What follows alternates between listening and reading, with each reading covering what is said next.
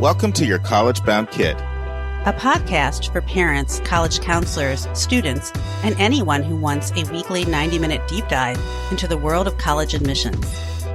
My name is Dave. I'm a parent of a daughter in college, and we live in Chicago, Illinois. My name is Lisa. I'm a clinical psychologist and a college counselor. I am a parent of a boy in elementary school, a girl in middle school, and a girl in college. After 30 years in Chicago, we recently moved to North Carolina. My name is Mark. I'm a college coach in Atlanta and the parent of two daughters.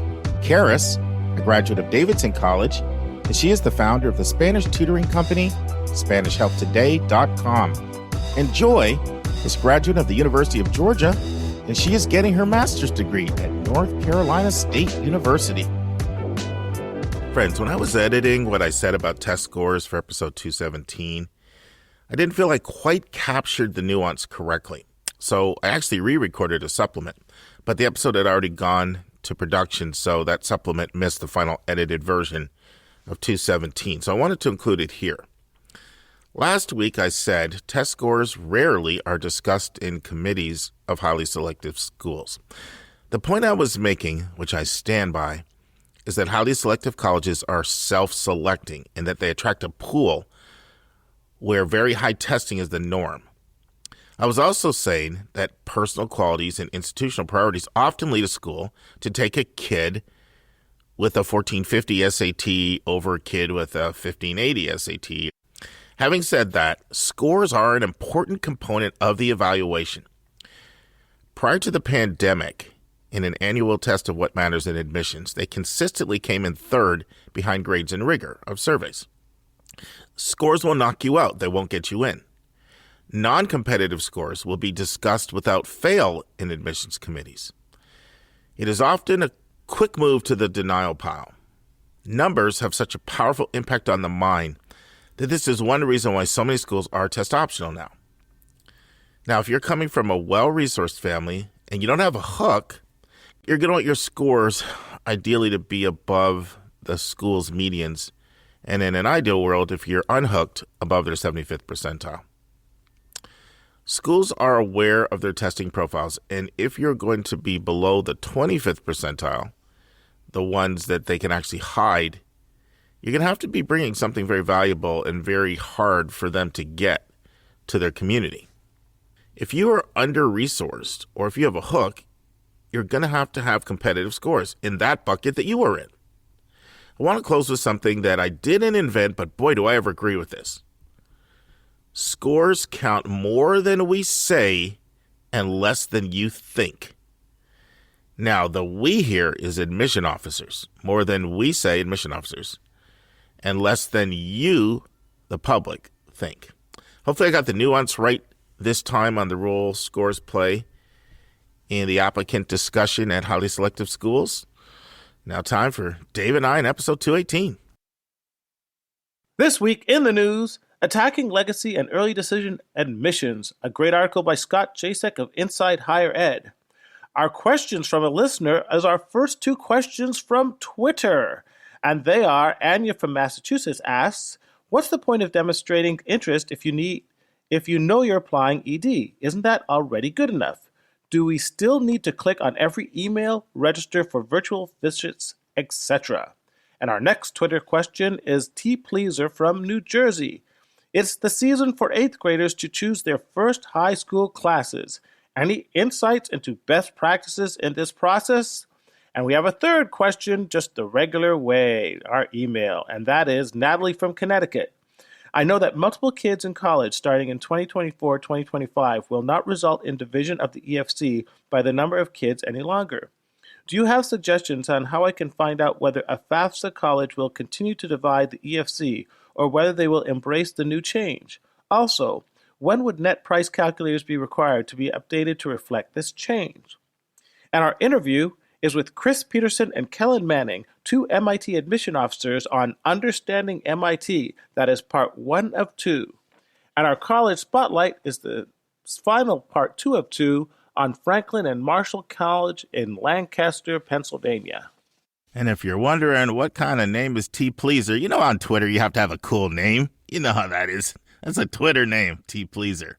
It's good stuff. I'm in a good mood, Dave. Last week, my daughter Joy came back from grad school, and my brother Norm will be here in 3.5 hours. So awesome. You're pretty cool. In fact, I think he might have seen you before he last saw me. He hung up with you in Chicago, so. That's right. We had him for dinner. It was a wonderful time. Yeah, only bro, we're really close, so pretty pumped up about that. But no announcements today, so I want to just dive right in with our admissions tip. And this is going to be a tough one. I'm going to try to be sensitive, but I'm also going to try to shoot straight. So as parents, it's really natural for all of us to feel like our kid hung the moon. I mean, we're biased. It's our kids. It's our flesh and blood. My tip today is to be very, very careful about your reaction as a parent if your child gets waitlisted or denied at a school they apply to. And it's hard because you're human. A lot of times it's harder on the parents. You're likely to be even more upset oftentimes than they are. But here's what happens when you're upset. One, you're sending a message very tacitly that any other school your child is admitted at is chopped liver. They weren't the good ones. You don't want to send that message. Secondly, that you don't respect the competition, that other people that are applying to the pool, you don't respect the competition, or you don't respect the ability of the school to discern what their own needs are.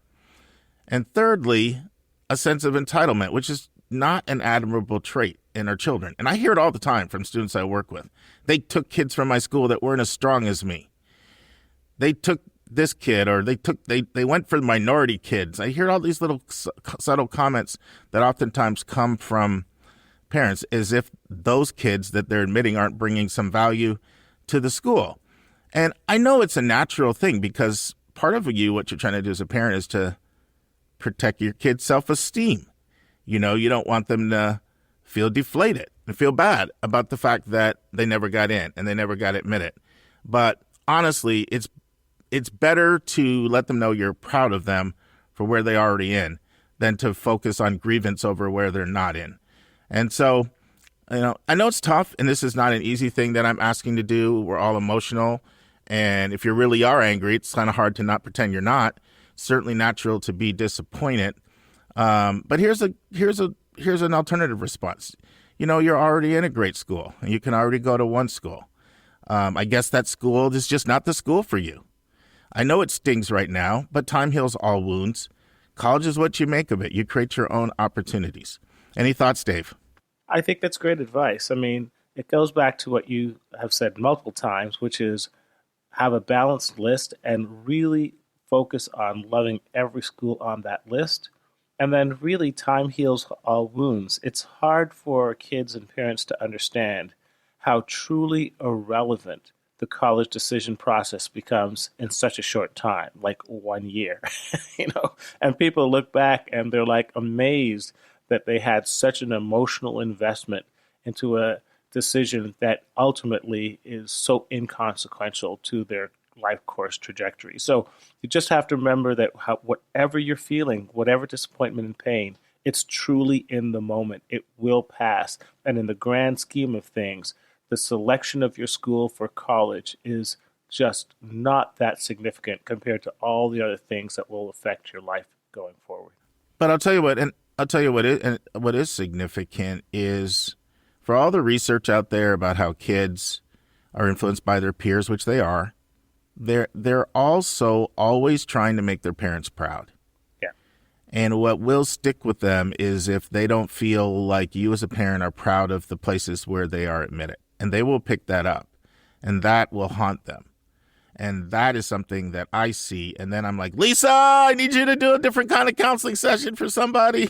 They're struggling with mental health here. So just make them feel proud no matter where they're in. And that will help them more than anything to cope with their own disappointment if they feel like you're proud of where they're already admitted. Absolutely.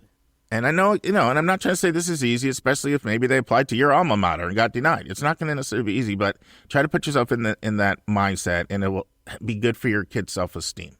It's so funny how the problem is that so many parents have vicariously transposed themselves into the child's position or feel that the college that a child chooses is more of a comment on their character or their wants and needs than the child's, and we just have to get beyond that. Yeah, I mean, in middle class America, where it's not a matter of if you go to college, it's only, and I'm using this to make a point, only did you go to a good one. It's become the litmus test it's become the report card of parenting. That's the perception out there. Dave, I'm sure. How many times did people say to you, with Lauren getting into Yale, good job? I bet you had it a lot. Yes, it was. And I'll tell you something. I have 4 questions on my questionnaire that for parents and for students. All of them that suss out this whole idea of like how important is prestige, right? How important is it your kid goes into a school that's really hard to get into? How important is it your kid goes to a school that's really high in the rankings? How important is it you go to a school that your people in your peer group will respect? I have 4 questions on that just because I find it's an area oftentimes where people are not necessarily immediately, probably not honest with themselves and therefore not always honest with me about how important it is. And they'll say, oh, it's not important. Then later I find out it is. So I try to get it on the front end. I can't tell you how many people have said this, Dave, just to show what you're saying. Sure, I would love it if my kid got in, and they'll mention someplace like Stanford or Harvard or something like that. I mean, any parent would love to brag. And I mean, that word brag is in there a lot of times. Any parent would love to brag about that. But fortunately, most of the time they go on to say, but that's not my kid, or but I'll be okay without that. But just the fact that so many people would associate the word brag with where their kid gets in and the way they answer that kind of proves your point. Yep. So love your list. All right, let's move on. So admission vernacular, and the word is dawn. D-O-N, not D-A-W-N. What do you think dawn is? D-O-N. Dawn. Well, it could be from The Godfather. You always have movie references for me. Now, I will say this. I tried to watch that movie, and see, another thing, you call me a weather weenie. I'm also a crime weenie. I don't like to see someone shooting somebody. Oh. So you don't want to see the John Wick No, series, I tried to watch The Godfather, and this guy just pulled a gun right in front of his head, and I flipped it off. I'm so sensitive to that. My brain is very sensitive to crime. I'm a wimp. Well, there's a great scene in The Godfather where Frank Sinatra, the guy who's like the Frank Sinatra type, is trying to get into a movie, and so he goes to The Godfather and says, "That's okay. I'll make the producer an offer he can't refuse." And next thing, the producer's prize racehorse, his head is cut off and in his bed. No, thank you. I'm glad I missed that. I didn't miss one way anything. To get your kid into college. You just have to figure out how to get a horse head into the admission director's bed, and your kid is anywhere. Now, what does this have to do with Dawn? Well, change the topic. Don Corleone. Oh, come on. Wrong, Jeopardy King. A Dawn is a guide or a tutor. It's kind of made famous by Oxford and Cambridge because they have Dawn. It's this term they use. And so when you have certain colleges, like, for example, Sarah Lawrence College in Bronxville, New York, they've patterned themselves after Cambridge and Oxford. And so that's a term that you'll hear used. Other places, too, even F&M that I just did a college spotlight on. They refer to Dawns. And so it's a tutor or advisor who's like a faculty member that guides scholars through choosing courses in their curriculum. Got you there with a little British old school stuff. I still like my Don Corleone better. You're talking about horse heads in beds? No, thank you. I'll pass on that one. For all you parents, you just got to make the admission officer an offer he cannot refuse. Cut off that horse head. No, thank you. All right, our big number. So our big number is 230. What is 230? 230 is how many women's colleges existed a few decades ago. How many exist now? Less than 40. How did they go from 230 down to less than 40? Well, like art schools, so many of them have gone co-ed or merged for financial reasons. Just look at the former Seven Sisters. You have Radcliffe, which is just got engulfed by Harvard. So you go on Harvard's campus, you'll see Radcliffe buildings, but Radcliffe is gone. It used to be one of the Seven Sisters. For those of you who don't know, the Seven Sisters were where women went when the Ivies were single gender. And so they were the equivalent of the female Ivies. And then Vassar just went co-ed. So that's an example of one morphing into a school, another going co-ed. But the strong ones are really strong. The Smiths, the Wellesley, the Spellmans, the Scripps, the Barnards. So there's some that are flourishing, and they're flourishing with strength, but a lot of them have either got engulfed, closed, or merged. All right, Dave, we got a hot topic today. This is an article I originally had scheduled for episode 222, but I thought this is just so important. I bumped it up, I had a whole bunch of other ones because this is extremely important. So take it away. And now it's time for Hot Topics in the News.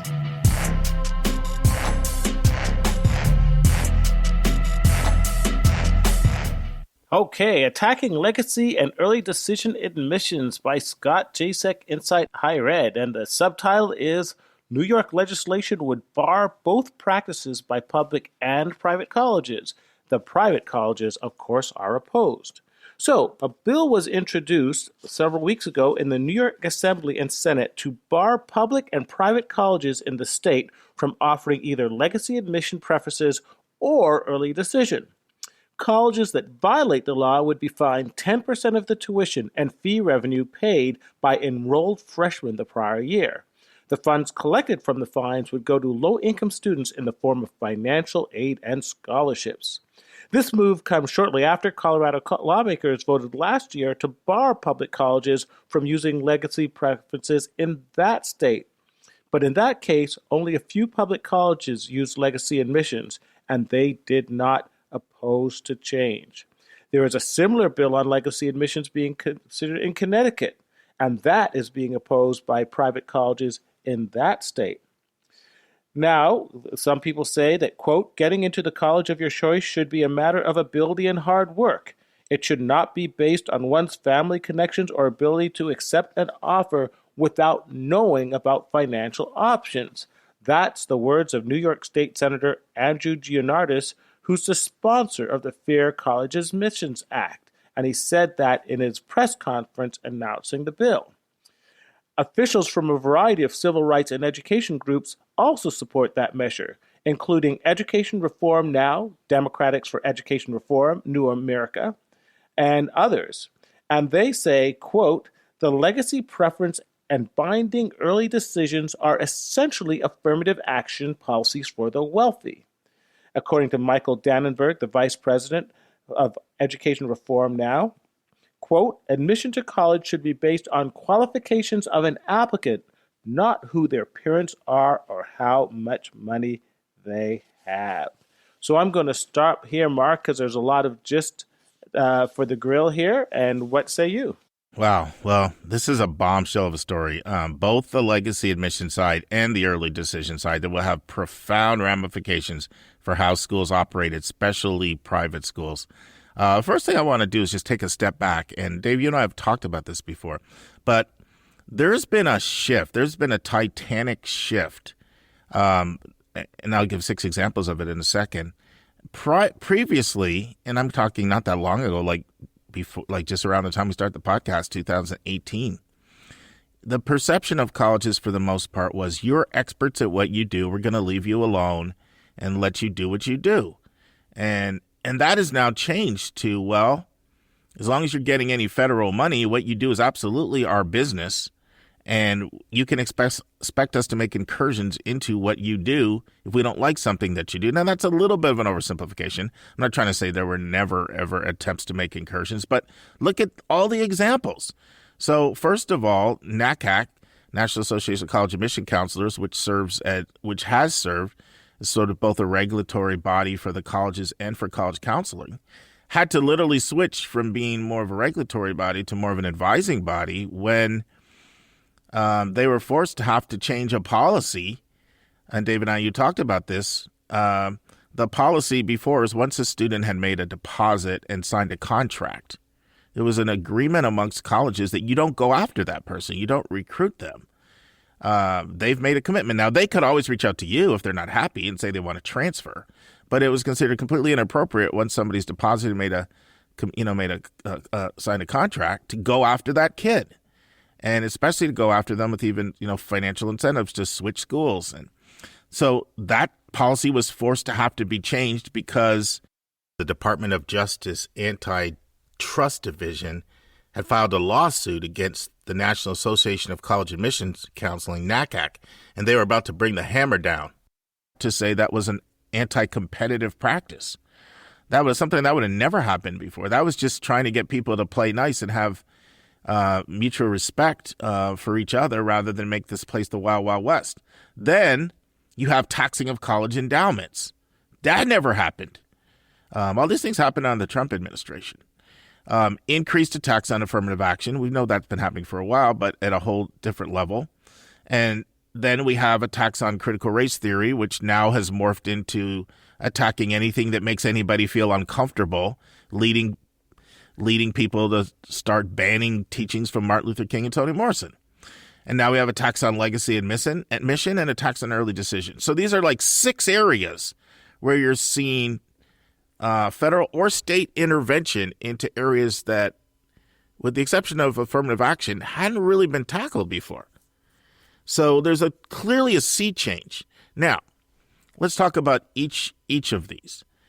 First of all, there's going to be real backlash from the private school sector, more so than the public school sector for each of these, both legacy and early decision.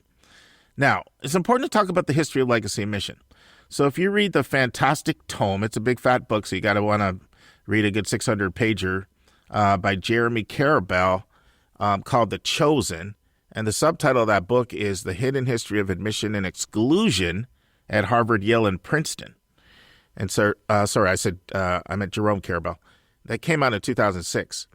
So that book talks about, when did legacy admission even get introduced in this country, Dave? It got introduced when too many Jewish students were taking spots away from Anglo-Saxon Protestants. And the thinking was, okay, we have to come up with a new way to not having so many Jewish kids get so many of these coveted spots. So actually, that's how holistic admissions got introduced too. And before then, it was more of a numbers-driven process, similar to what you see in like the UK. So they went to holistic admissions and they went to legacy admissions as a way of decreasing the number of Jews. So the history is interesting. Second thing is, young people these days, they don't like anything they think is unjust or feel violated. Once again, back to my questionnaire. I like to ask students in my questionnaire, what are some of the issues you care about? Well, what do they say over and over? Women's reproductive rights, Black Lives Matter, income inequality, equal pay for equal work, environmental justice. These are the kind of things they say over and over. So young people are driving this. And Dave, remember a while ago we talked about how students at Brown were basically petitioning over legacy admission, and they were saying, we're not going to give you you'll never get a penny of our dollars ever as a donor until you overturn this practice. So kids are leading the way, and kids become older and they have more and more power, and stuff spreads. And it spreads from state to state. Don't believe me? Another thing Dave and I discussed, when Colorado became the first state to ban legacy admissions. That was less than a year ago. I can't remember the date, but I know it was less than a year ago we discussed that. Maybe 6 months ago, maybe 8 months ago. So you see it starting with Colorado. Okay, now you see it moving into New York. Dave mentioned there's legislation in Connecticut, other places that's out there. And private schools like legacy admission because alumni are some of their most passionate parts of their constituency. And so it's kind of like greasing the skids a little bit. It's sort of like, when I used to do fundraising, if somebody gave a big donation, you would give them some kind of gift, something back to express your appreciation for their big donation to the school. And it's kind of like that. This is like your kickback for being loyal. And so private schools don't like it. Public schools have always had more of a sense of we exist to serve all people. And so it's really most public schools actually don't practice legacy admissions right now anyway. It's the private schools. So they're not going to like it. But this is moving, and it's moving fast. And Dave, I'm going to predict in 5 years, legacy admissions will not be legal. So we'll see if I'm right. Check back in 2027. See if it's. I really think is moving that quickly with legislation that I do not think it's going to be legal. Before I go on and talk about ED, what are your thoughts, Dave?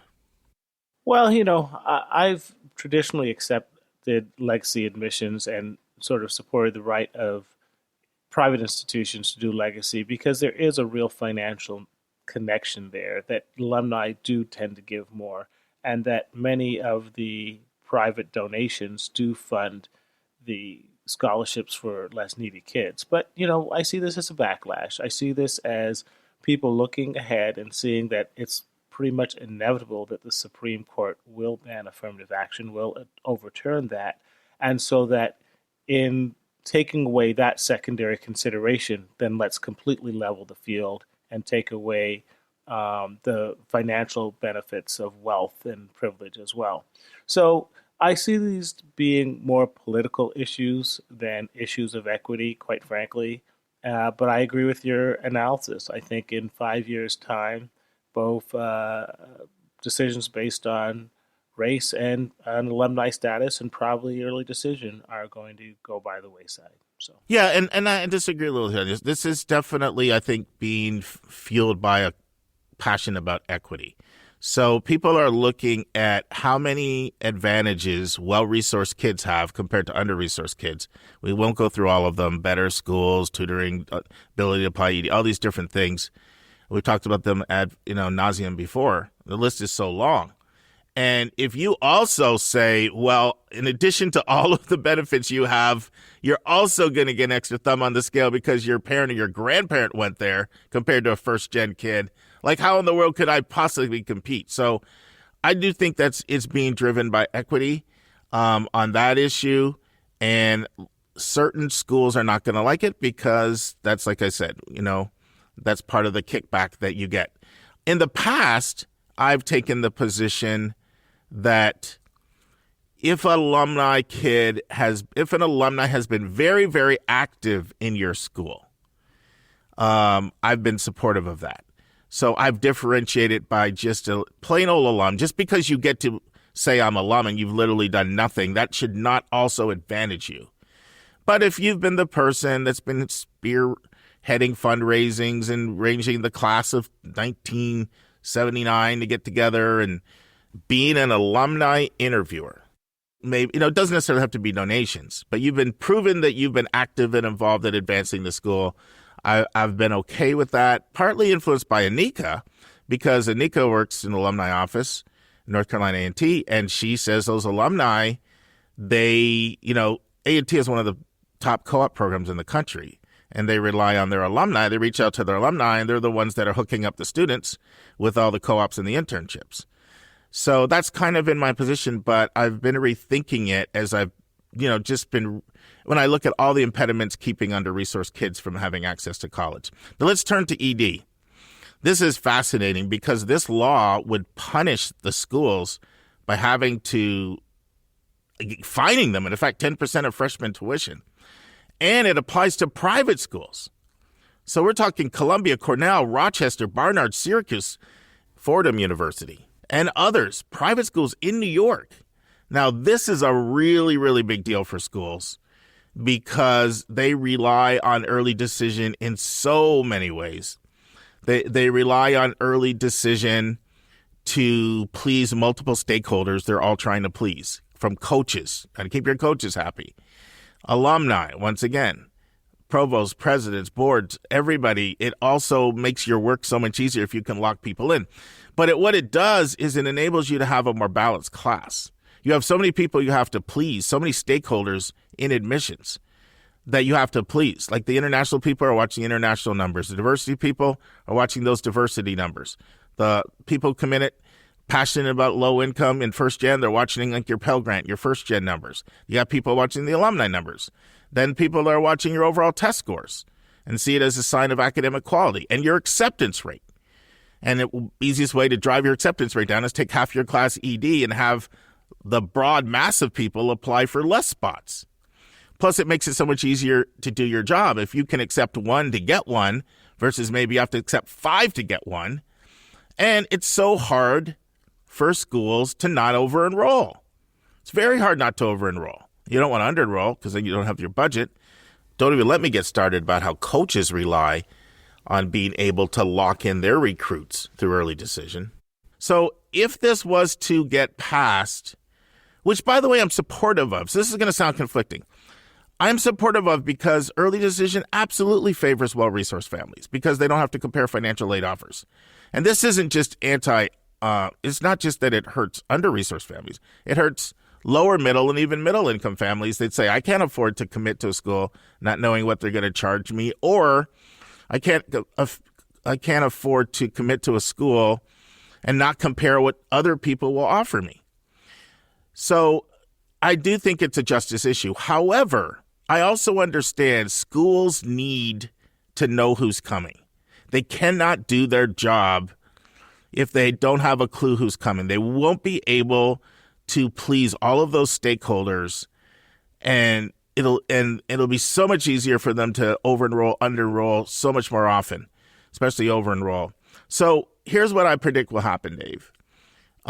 If this is passed, and I actually think eventually early decision is going to be overturned because it's very hard to justify. Remember, these schools are getting federal money. So when you're getting federal money, it's hard to justify a practice that so clearly favors people of means. It's very hard to justify that. So I expect this will eventually get overturned. I don't know about the next 5 years, but probably the next 5 to 7 years. But here's what I predict will happen. And this is where it's going to seem like I'm a hypocrite. If this is to get overturned, you will in effect have tacit ED deals done on the side. And the reason why I know that is because I've been doing this myself since 2005. So while I agree the practice is unfair, if I'm working with somebody, then I become an advocate for them, and I'm going to do everything I can to help that person get in. And so since 2005, I've been doing this thing with my students where I've been having them write first choice letters to a school, in effect declaring that you have my word, I will come if you admit me. Now, they need to make sure that they're committed to doing that. And I predict that you'll just create an underground system. So right now, the parent has to sign, the student has to sign, and the school counselor has to sign. There's no reason in the world that you couldn't just voluntarily create that own system on your own. We'll get a parent to sign, we'll get a student to sign, we'll get a counselor, if they're open to sign, and you, in effect, will get all the benefits of early decision without the policy. Because all the school needs to know is, are you coming, so that you can please all of your stakeholders and make sure that you have a balanced class so you don't completely bring in an imbalanced class and have everybody completely ticked off at you. Does that make any sense, Dave? No, I think that makes a lot of sense. I would ask, though, that could certain schools circumvent the early decision dilemma of forcing kids to choose schools without knowing the financial costs by becoming truly need blind from the outset? I know certain schools like Columbia certainly have the resources. So, Dave, let me cut you up for a sec. So yeah, most of these schools are need blind. But remember what need blind means. Need blind means that we just don't look at your finances when we make a decision. That just means we're not saying, oh, you can only pay $10,000. We're not going to admit you because you can only pay $10,000. That has nothing to do with my ability to see what everybody offered. So the thing about early action is it lets me see, oh, wow, I didn't know this school was going to throw a crazy scholarship at me. If I knew that, I would have taken their offer. So need blind has nothing to do with it. Now, you might see more schools do what Whitman and Worcester and F&M do for early decision applicants, which is give an absolute, not just a net price calculator, but as Whitman says, a guarantee of what you'll have to pay so that it's up front what you'll have to pay. But even that doesn't completely solve the problem, because let's say a school guarantees up front, okay, you're going to have to pay $52,000. I put it in writing. Well, and you might think, okay, you know what? That's going to be a lot for us, but we're going to suck it up and do it. Guess what? Would you do it if another school that you also liked asked you to pay $20,000? It still doesn't get away from that problem. Well, yeah, I think it makes sense. And then, of course, the problem is it just caters to the upper middle class who are that much more aware of their college choices early on. many kids from lower income levels don't even know half the colleges out there. So the idea that they would be coached enough, counseled enough, well-versed enough, comfortable enough to choose one school 6 months ahead of time and know that's a school for them is just not reasonable given their exposure to the college experience. So, yeah, that in itself is a huge factor, Xing out a lot of kids from early decision. But what do counselors do in really, really competitive markets like New York City and Boston and parts of LA? They not only tell almost every student to have the early decision school ready, but have your ED2 ready in case you don't get in your ED1. So you can ED to a school and then find out in December you don't get in, and then ED2 to another school in January. And so, but schools have become so addicted to early decision.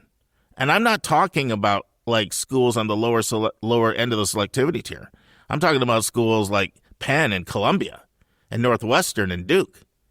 Like, all these schools are so dependent on early decision, taking some cases more than 60% of their class through early decision, that they're addicted to it, and understandably so, because when I did admissions, I was addicted to it because it was the only way that I could guarantee a balanced class. I needed to know who was coming. If I put all these offers out and I had no idea, we're likely to over-enroll, under-enroll, or have so many different constituencies that we don't bring in enough people from that constituency that we have a stakeholder mad at us. So I get it.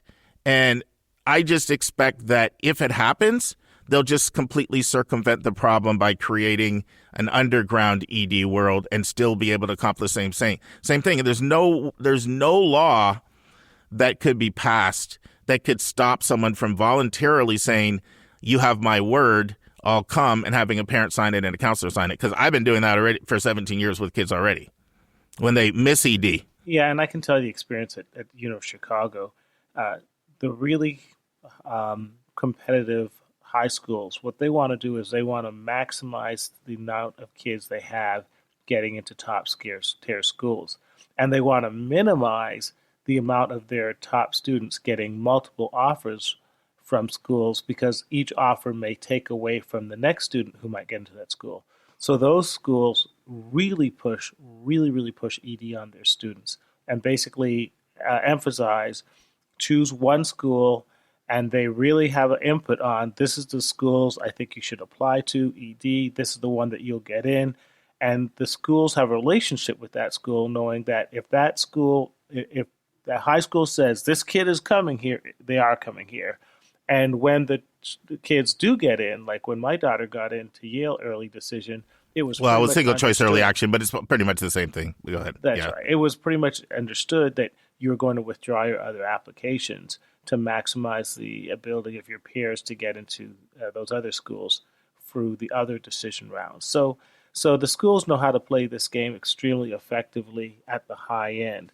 And it really puts a lot of students in a huge advantage over a lot of public schools who don't have that counselor relationship with the colleges. Yeah, and the reason why they know how to play that is because most of the time, if you're talking about the kind of schools you're talking about, most of the time they hire people that have already done admissions so they understand how it works.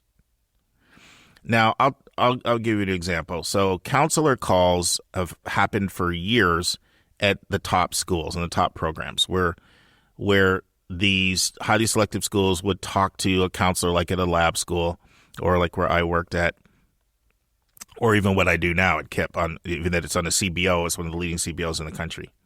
And for years, they've talked to them and given us a little bit of a heads up. Here's what we're going to take, here's what we're not going to take, so that our kids wouldn't walk in and we would be like prepared for them if they walk in crying or whatever. And sometimes those conversations lead a little bit, hey, we're on the fence on this kid. Is there anything else you can tell me? Now, those have been going away because, once again, there's such a strong push toward equity, and people have said, wait a minute, public schools aren't getting these calls. The lab schools getting calls like that. Okay, your top private schools in Seattle and San Diego and places are getting that, but your other schools aren't getting that. And so they've been going away in the spirit of lack of equity, and I totally understand that. It isn't equity. It isn't equitable. Phillips Andover gets it. You know, your local public school around the corner doesn't get that call. But you know how I have been able to resuscitate some of those? Because obviously, as I like having those calls because I can get I'm not surprised by decisions schools make. And also sometimes you are able sometimes to say something if someone's on the fence that can have a little bit of influence. But the biggest way to keep those calls around, or at least have a school consider it, I've done this. If I tell a school, listen, I can help you know who you're likely to yield. If I say to that, I can let you know which of these kids is most likely to come. Oh my goodness, that's like gold to them. That's like you become such a valuable partner to them. That's right. Now you have to be careful with that, because if you say someone's not going to come, then they're not going to get in. And you can't, you're striking this balance between trying to secure this partnership with the school that's taking a lot of your kids, and ultimately you represent your kids, not the school. You're trying to have them have as many options. So it's a very difficult dance to navigate. But the point is, schools are incredibly concerned with who is coming. And you are taking that away when you take ED away, and it's just going to lead to an underground ED market.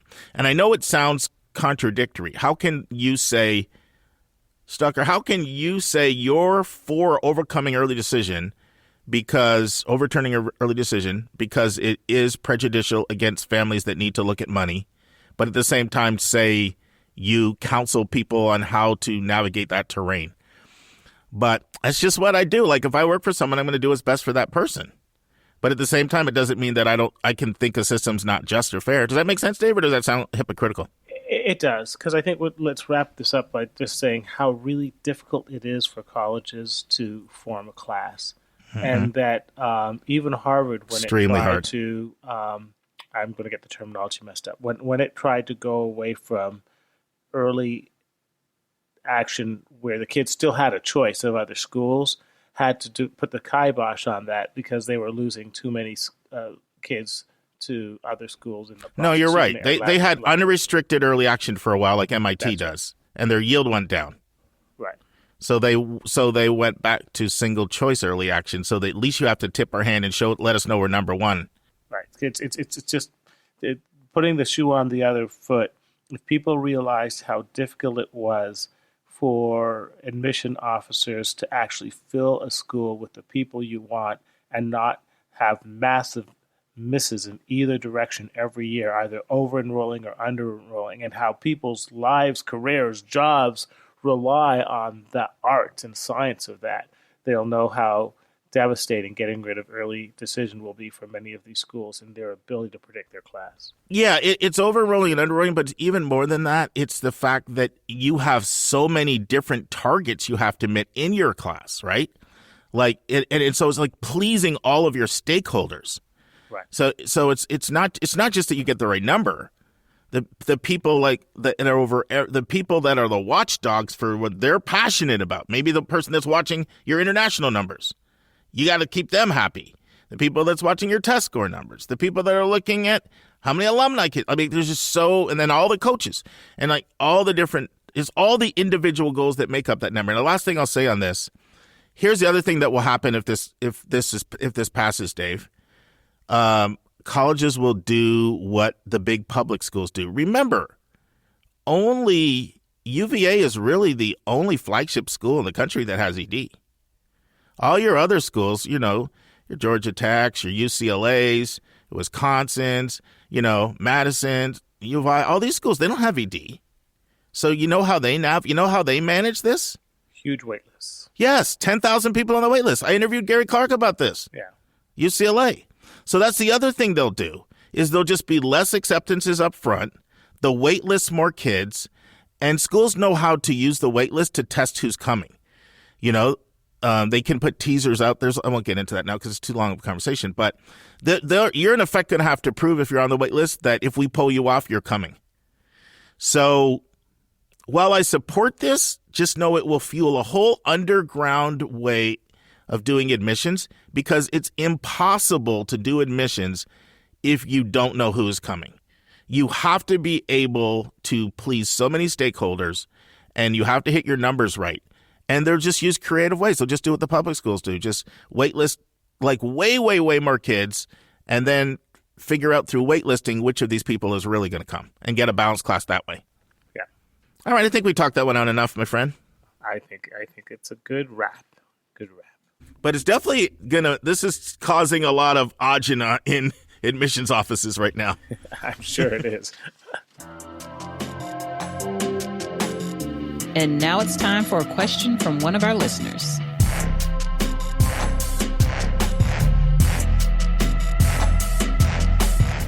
All right, Lisa, we have 3 questions, and I wanted to do that because I gobbled up so much time from question askers by doing such a long bonus session. Who could have seen that coming? I don't know. Nobody but you, of course.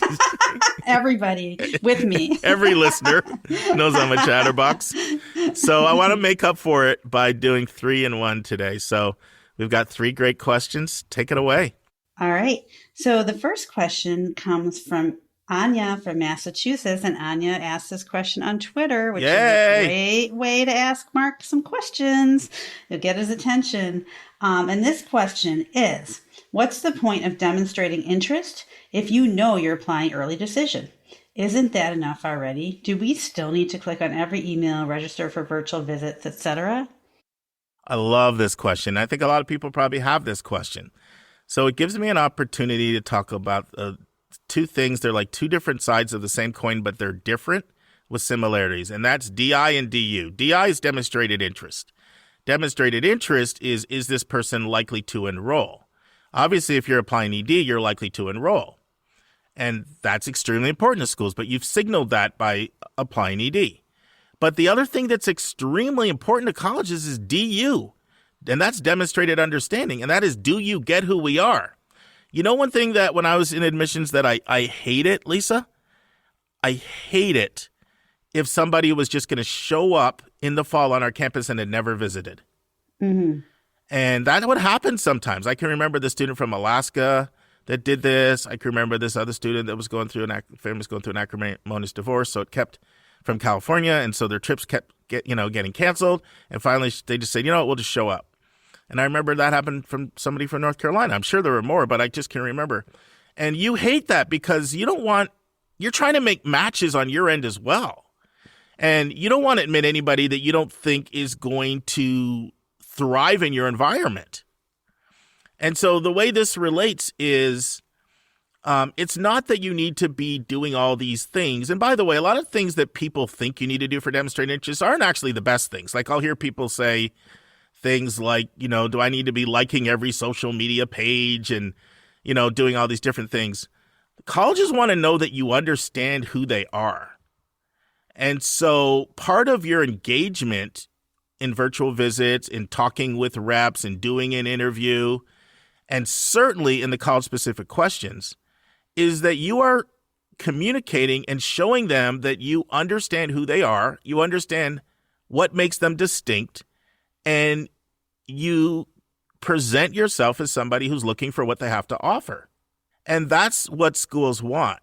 So it's, certainly on the less selective level, there'd be some schools that, hey, as long as you apply ED, you apply ED. But when you start getting into like more selective schools, it's going to be concerning for them if somebody is like a stealth applicant that just applies ED. Because you're going to wonder, like, are you going to come into the dorms and be miserable? You become a higher risk for attrition and, for attrition. And it's not just that you're looking at your stats and that you really are trying to build a community, and you want people that know what they're getting into. So it's more about you understand the school and you understand what the school has to offer, and that you're going to be happy here, and that, you want to be a part of this community. And does that make sense, Lisa? It absolutely makes sense. Yeah. I think it's probably if you're going to ED there, it's probably good anyway to make sure for your own sake that you're going to be happy as well. So it not only increases your admissions chances, it increases your chances in life of success. Correct. So it's not just a strategic thing. It's also in your best interest. Awesome. All right. Well, we have another Twitter question. Okay. This was actually our first Twitter question ever. So that one from Anya, I know that came in on February 27th. This one was February 14th, and it made me really happy. It was our first Twitter question. By the way, all you have to do is go to @YCBK Podcasts, follow us on Twitter, ask your questions there, either just in the feed or directly. Either way, it's kind of an easier way. To tell you the truth, we get so many emails that questions@yourcollegeboundkid.com, that sometimes I miss them. Unfortunately, a lot of them are solicitation emails, and half the solicitations are people trying to get on the podcast and get in front of our audience. I'm fanning them away like flies. Oh, it's those poor people, being fanned away like flies. Well, it's self-promotional, right? But in fairness, there have been some that were great that reached out to us. So Absolutely, I'm sure. Yeah. But go ahead. This one is from T. Pleaser in New Jersey, right? And I like this question a lot because it's something I've been in the process of doing. It's the season for 8th graders to choose their first high school classes. Any insights into best practices for this process? Absolutely. So I love this question. And so what I recommend that you do is you not only be thinking about 8th grade, but you be thinking about the high school that you're looking at sending your child to. And you look at their entire sequencing of courses. So you build out literally a 5-year plan. Now, it may not work out exactly according to plan, but it's better to have a plan and not and then you deviate it from a little than to have no plan at all. And when I'm talking about this plan, I'm mostly talking about the 5 core classes, right, of math, English, science, social studies, and foreign language. And so you're looking at the whole sequencing of where you're trying to get, and you're looking back at it from the perspective of what would make you the most competitive applicant. At the same time, you're always trying to strike a balance between how much rigor can you handle and still have 4 things: work-life balance, good mental health, a positive experience. The senior year should be a really, really positive experience. And what's the 4th one? Oh, high grades. Yeah. How can we forget that one? Yeah. Well, I was more concerned about the mental health because I'm with you. That one. When I'm with you, I'm thinking mental health. Oh, see, my kids would call me a total grade grubber, so they'd be only thinking high grades. But Sure. So you're balancing that. And so you're looking at the sequencing, right? And you don't want to blow yourself out of contention for schools because of your curriculum, just in and of itself. And that happens all the time. And so there's something that I want to read. This is on Tufts website, Tufts University. And it says advice for high school juniors and youngers. Boy, now I'm putting an S on younger. I'm losing it. Y'all, you youngers out there, you better listen up. Yeah, you youngers.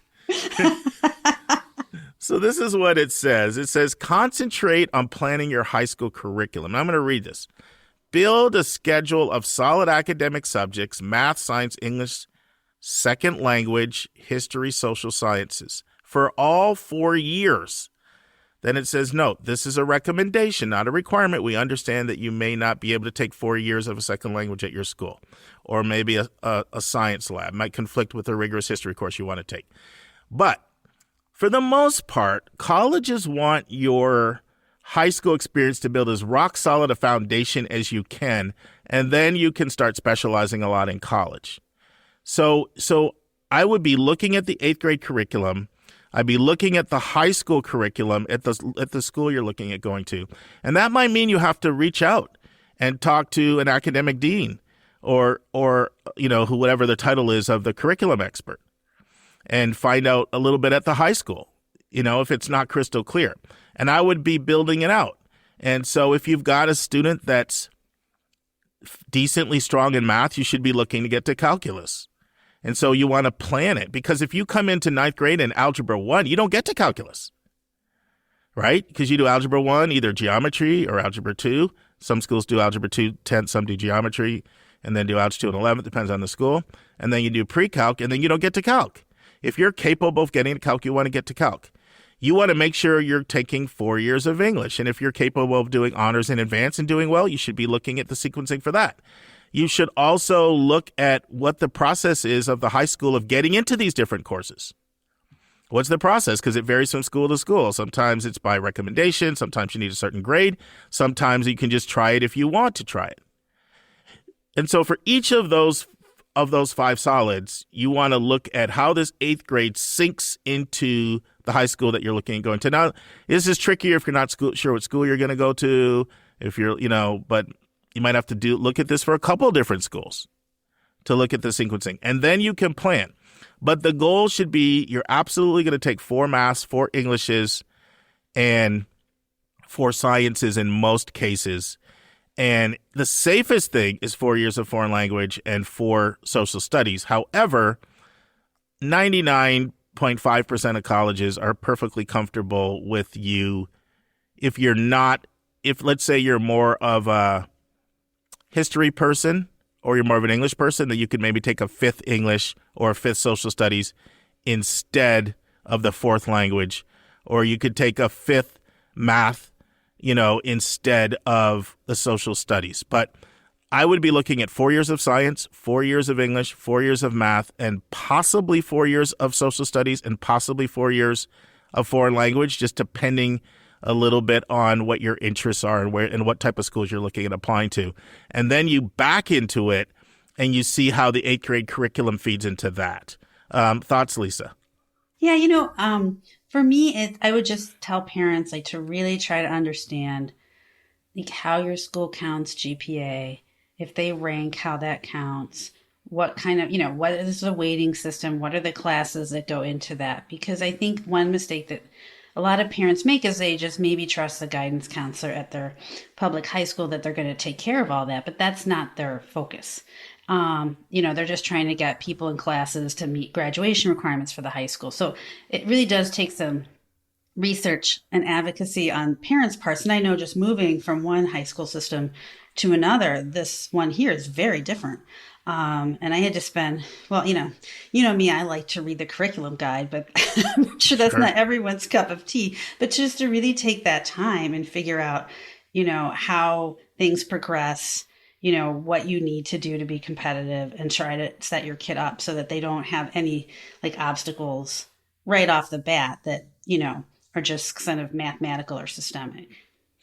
Yeah, that's important. The other thing that's important is really knowing your child and their strengths. Because one of the biggest problems I do see, and I encountered this a lot when I was working at a boarding school on the college on the college counseling side, is word gets out to parents that kids need rigor. And so parents are pushing kids sometimes to get into classes where they will not be successful. Right. You can't have that. Yeah, and that is very common.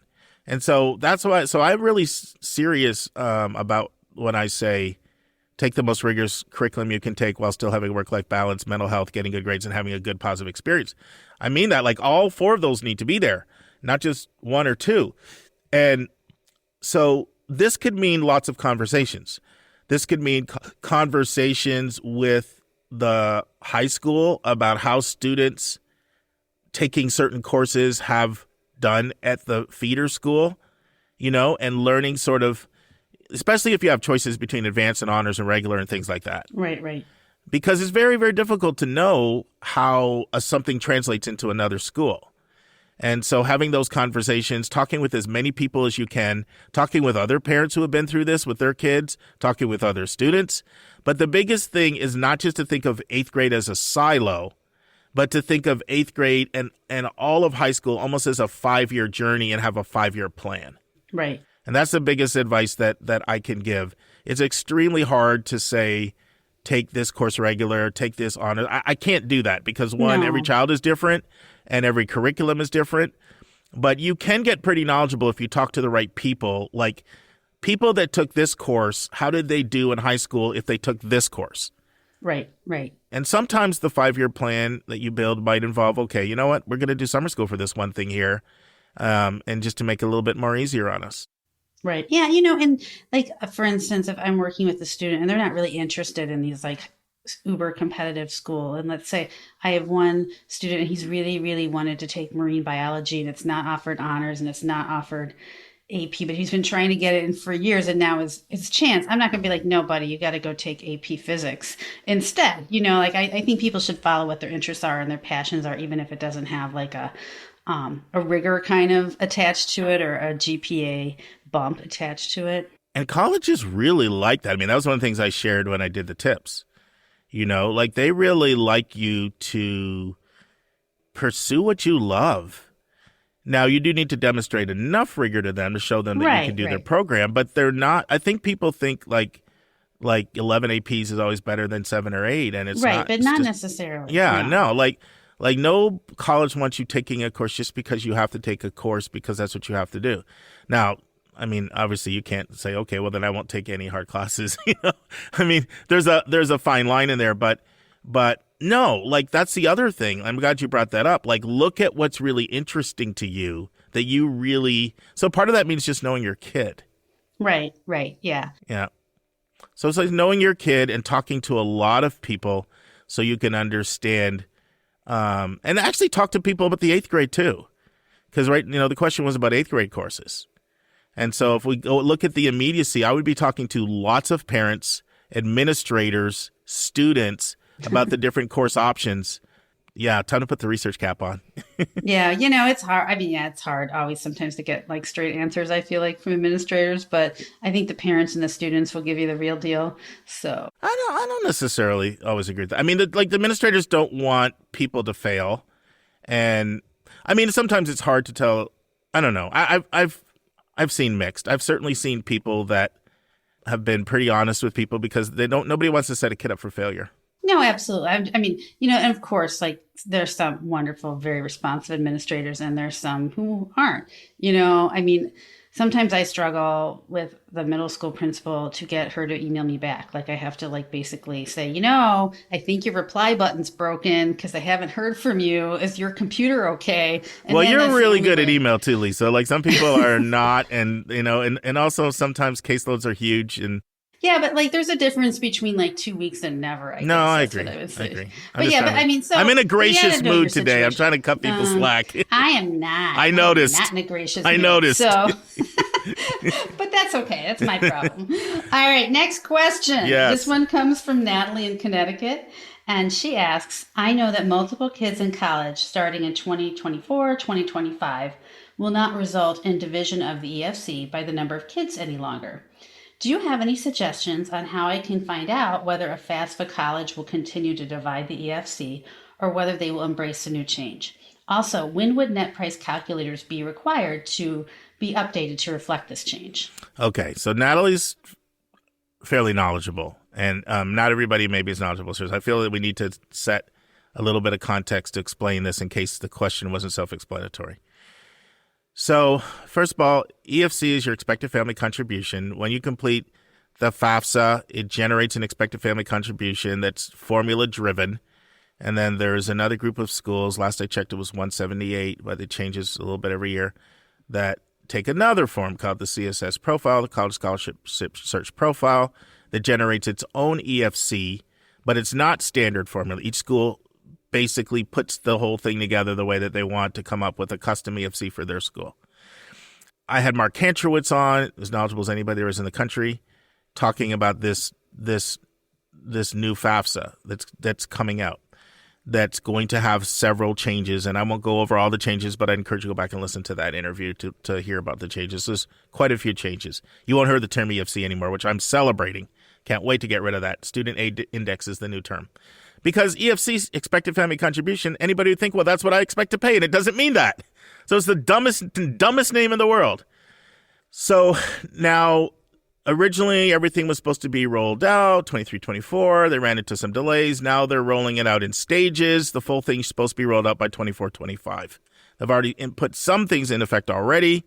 But the particular question Natalie's asking about, one of the huge changes in the FAFSA is right now, if you completed a net price calculator and it said that your expected family contribution was $50,000 and you had one kid in college, then that would mean that according to the formula, you should be able to pay $50,000. We just talked about the fact that most people don't feel they can do that. But anyway, that's another story. So in the current setup, if you then had a second child, your EFC would be cut in half. It's not quite the same for CSS profile schools. It's more like a 40% reduction. But for FAFSA schools, it's a 50% reduction. So now it would say that you could pay $25,000. So a lot of people are freaking out because they're like, I was counting on getting this break of multiple kids in college at the same time, lowering my EFC, but now I'm freaking out because they're taking that away. So several things I do want to point out. One, only 3% of colleges meet demonstrated need to begin with. So 97% of colleges are not giving an aid award based on your EFC. They're using your EFC mostly to see if you qualify for the Pell Grant so that you can get free federal money. But 97% of schools are not using it to determine your award. If anything, need-aware schools may be using it to see if they want to admit you because maybe you're too needy. But your award is not linked to your EFC for 97% of schools. So that's the first thing that I want to say. Now, for many of the schools that do meet full need, they are quite selective, and a lot of them are ones that only give need-based aid. But there is a conversation that is emerging because people are freaking out, and understandably so, because if you were going to apply to one of those schools that met full need, you might have been counting on paying $25 instead of $50. So college financial aid officers are very much aware that this presents a big challenge. Now, I should also say that there's a number of other things that colleges, that the new formula does to compensate for this. For example, there's something called the income protection allowance. It's a certain amount of money that just goes for mere subsistence. So if you make below that, the formula doesn't expect you to pay any for college. That number's going up. So they're increasing the income protection allowance. They're also getting rid of some forms of untaxed income. So some of the things right now where you get the tax break on your tax return, but you don't get the tax break on your financial aid formula, those two are going to be reconciled a lot more in the new formula. But many college financial aid officers are saying that they will consider multiple kids something that falls under the category of professional judgment, meaning that an individual financial aid office on a case-by-case basis will be making the decision whether or not they will choose to still go by the old system and reduce your EFC for multiple kids. I've had conversations with at least 3, and I know there's more than that. So it's going to be case by case. So to get to Natalie's question, though, you're just going to have to talk to individual schools and have conversations with their financial aid office and ask them if they're planning on considering multiple kids in college something that would fall under professional judgment, and they would reduce EFC for that. Let me get used to the new name. Not EFC, but your Student Aid Index. I'm probably going to make that mistake for a while, but I love the new name, Student Aid Index. But keep in mind, this is only going to pertain to a school that meets full need and does it on a needs basis. That's a fairly small sector of schools, not a large group of schools. And as far as when net price calculators are going to be updated, once again, that's going to vary school by school. That's going to have to be a conversation with her financial aid office. So I would just say the bottom line answer to Natalie's question is that she's going to have to individually be in touch with the financial aid offices at the school that her child is applying and ask them if they plan on considering it a professional judgment issue, and they will treat multiple kids in college by reducing the EFC the way it was in the previous system, and ask them when their new net price calculator will be up and operational. And that's the best I can do on that, because there's not going to be any one standard answer across the board. Thoughts, Lisa? No, I read an article about this at Lamar Alexander.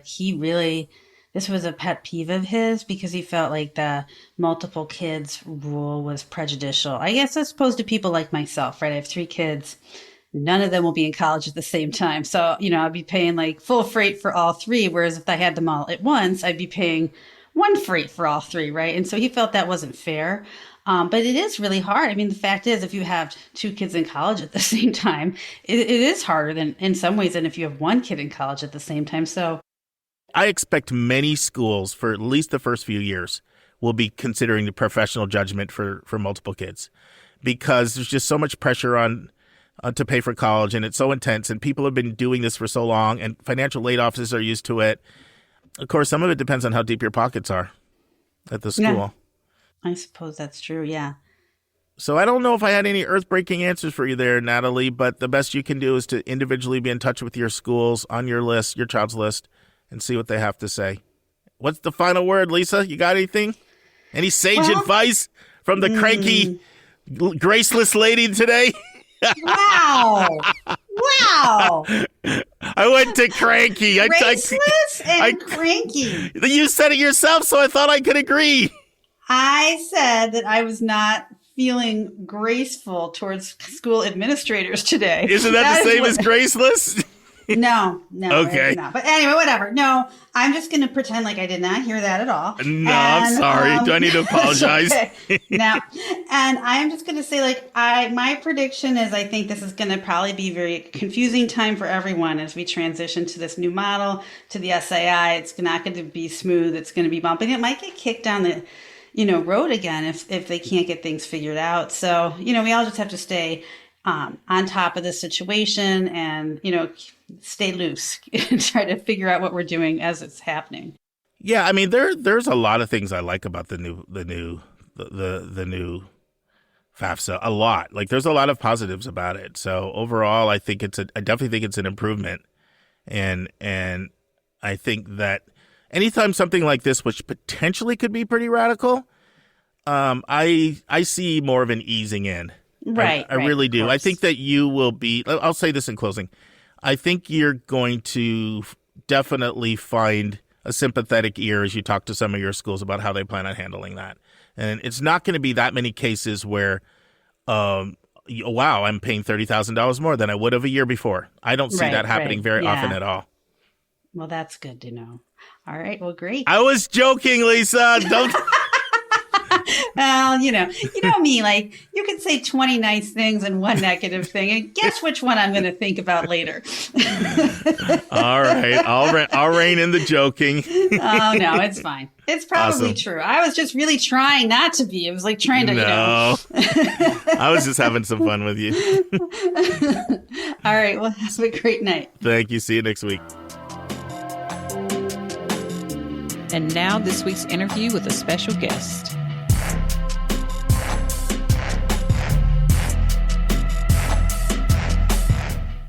Friends, in part one of my interview with Petey and Kellen Manning on understanding MIT, the men start out by talking about the history and purpose of an MIT education.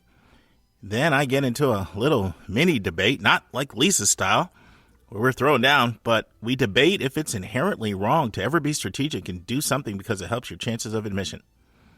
They talk about whether, when you apply to MIT, you apply into a major or college at MIT. They tell us what GIRs are at MIT. And then 3 questions that you sent in get answered. How does MIT interpret not submitting AP scores? Why does MIT have their own application? And how does MIT keep from intimidating applicants? Listen and enjoy. Kellen and Petey, thanks for coming back for part 2. And here we're doing a specific deep dive looking at MIT. And I want to kick it off by just basically asking for the elevator speech, the overview. Whoever wants to start, go ahead. When someone asks you, tell me about MIT, what do you say? And I'll let the other person chime in and add whatever they want to supplement the original answer. Right. So what I usually say when I'm on a random high school and I got 5 minutes to tell some teenagers about the institute is that MIT was started in the middle of the 1800s by a group of people who thought that education in the United States was fundamentally broken, that there was a historical delineation between the liberal arts, which at the time meant, reading and writing, mostly in languages that no one spoke anymore, and the arts, the useful arts, the skilled artisanal crafts, the thing you would join a guild for, an apprentice as a mason or a weaver or a smith. The skilled trades, and the MIT education sought to combine the two. For a variety of historically contingent reasons having to do with the expansion of colonial America, massively World War I and World War II, and the growth of the Federal Research University, MIT became an institution that participated in world level research as for undergrads, graduate students, and faculty. built around this kind of problem solving, crucially distinguished by the fact that when you apply to MIT, you apply to all of MIT. And when you're admitted to MIT, you're admitted to all of MIT. So although we have 5 schools and a college of computing, the entire institution is open to everybody to take classes from across everything, no matter what your major is. The coherence of the academic program is brought together by our core curriculum in math and science, the humanities, arts, and social sciences, the general institute requirements, and that the entire social and academic life is unified by a desire to let students autonomously pursue their own unique interests and aptitudes, which is a line from the Lewis Report in the 1940s, written about what the MIT education should be after the Second World War.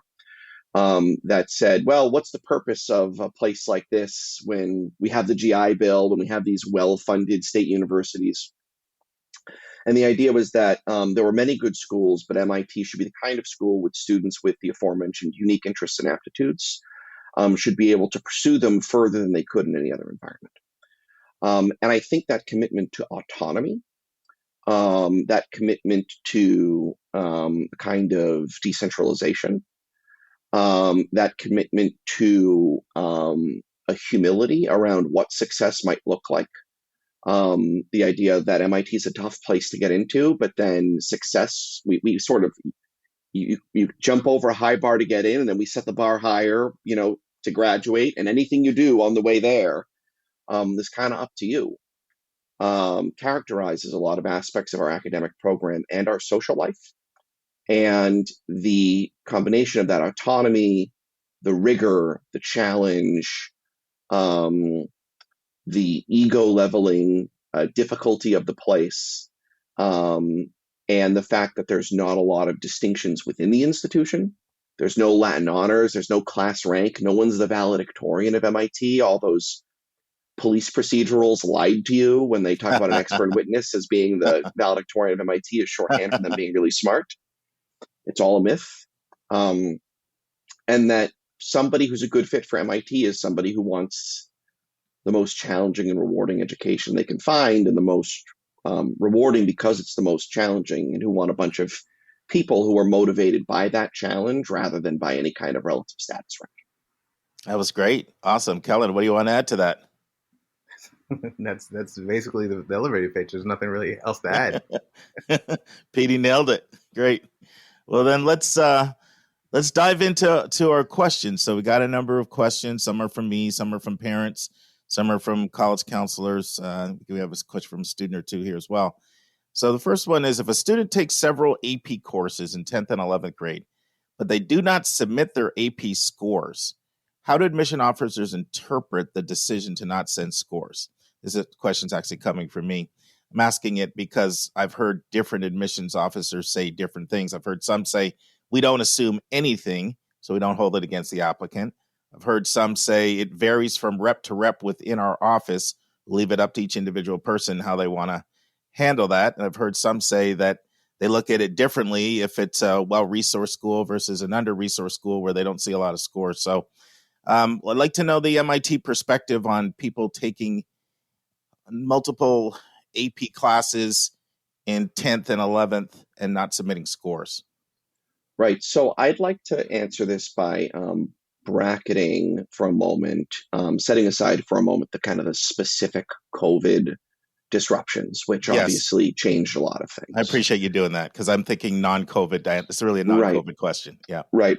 And although obviously, the pandemic had a huge effect on people taking the SAT score. So our prime directive in the admissions office at MIT is that we only admit students who we are confident are prepared to succeed academically and socially at the institute in a really rigorous education, like I just mentioned. We try not to presume anything about the student that they don't tell us. We try to avoid making intuitive leaps whenever possible.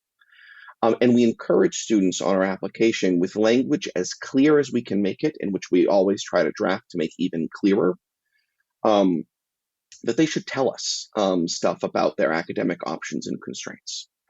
So we try to the best that we can, invite students to tell us about anything that might have happened in their application that might have disrupted it, COVID or otherwise, or anything that might not have gone according to plan. And so the best thing that a student can do to prevent us from making any kind of guesses is to tell us. I didn't take this test because I couldn't afford it, and my school's process for funding the test, didn't work out or ran into some kind of snag. I didn't take this test because I got really sick. I didn't take this test because we got a substitute teacher midway through, and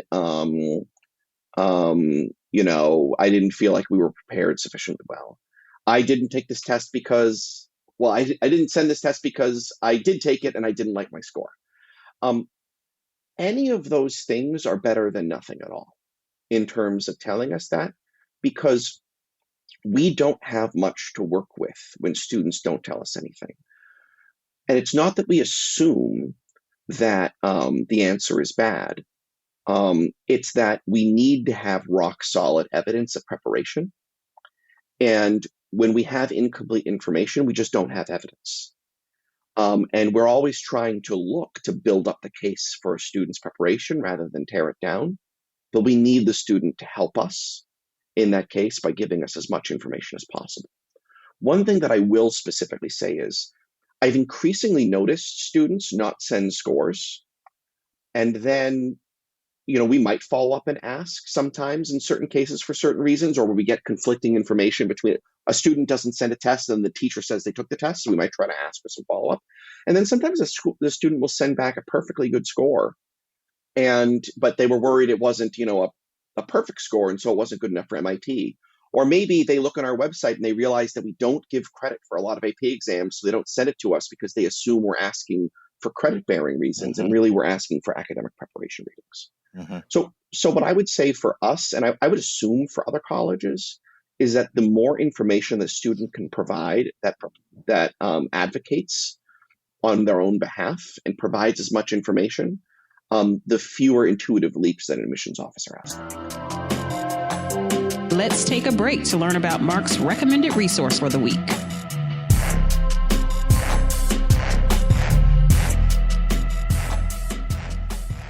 Friends, Lisa's here to give us our recommended resource for the week. Take it away, Lisa. Sure. Today I'd like to talk about the website called campuspride.org. If you're interested in finding out about how a particular university or college, handles LGBTQ issues, and you'd like to find out, they have a Campus Pride Index, which will rate the schools on from 1 to 5 on how, LGBTQ friendly and supportive that they are. And I think what is interesting about looking at this is that it's not always the schools that you would expect. So for example, like the University of Missouri Columbia is a 5.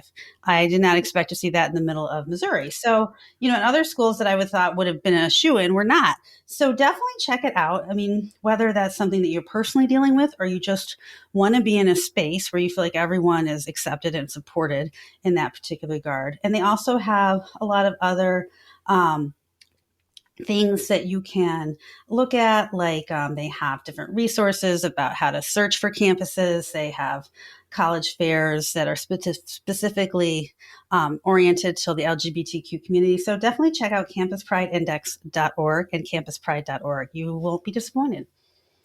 Yeah, friends, and it's always good to use multiple sources for things like this, but I will just reaffirm what Lisa says. This is considered a highly respected and very credible organization, and is I don't know if I want to call it quite the gold standard, but it is really often looked to by many reputable people to see how supportive schools are. So campuspride.org.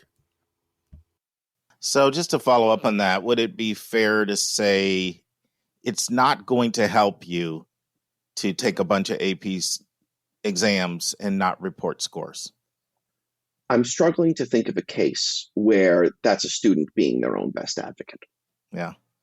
I mean, you can understand this is a question I get asked quite a bit as a counselor, because it is an area where the student has some control over what the admission office sees. And it's interesting. I was talking to Yale's senior person at Yale about this, and sometimes they will follow up. Right. And what she said to me is, you'd be surprised how many times when they when I follow up, it was just an oversight. Oh, I never, Right. It's not necessarily always an indication that I got a 1 or a 2 or a 3 is not going to be a score that's going to stand out in MIT's pool. So students getting 1, 2s, and 3s aren't generally going to want to let MIT see that. Well, and let me just zoom out for a second, because this is something you brought the point about, like, this isn't going to help me. I understand why a lot of parents and students approach the admissions process with a strategic mindset of what's going to help me get into this school. Mm-hmm. But I think that puts the cart before the horse. Mm-hmm.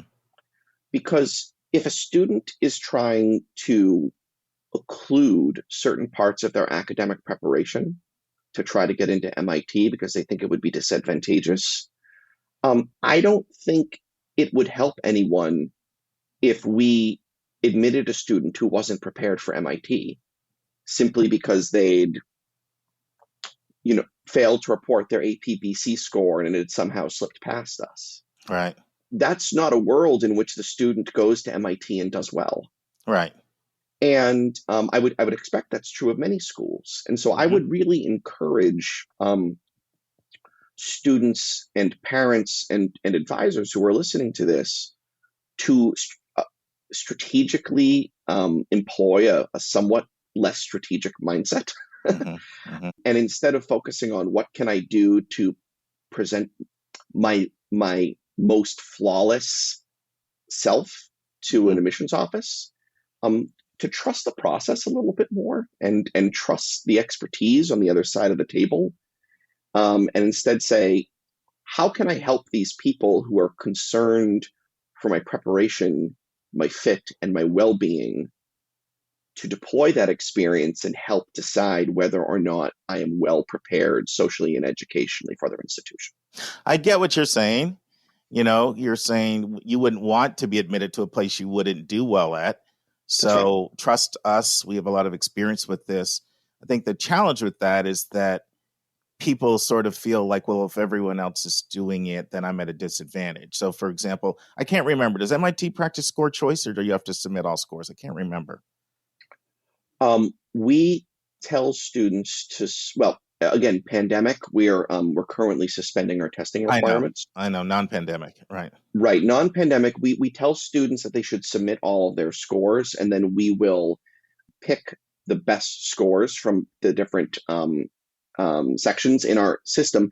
And the reason we do that, I want to say, is because we actually have done the research to tell us what scores on which tests in what combinations with other factors predict academic preparation at MIT. Yeah.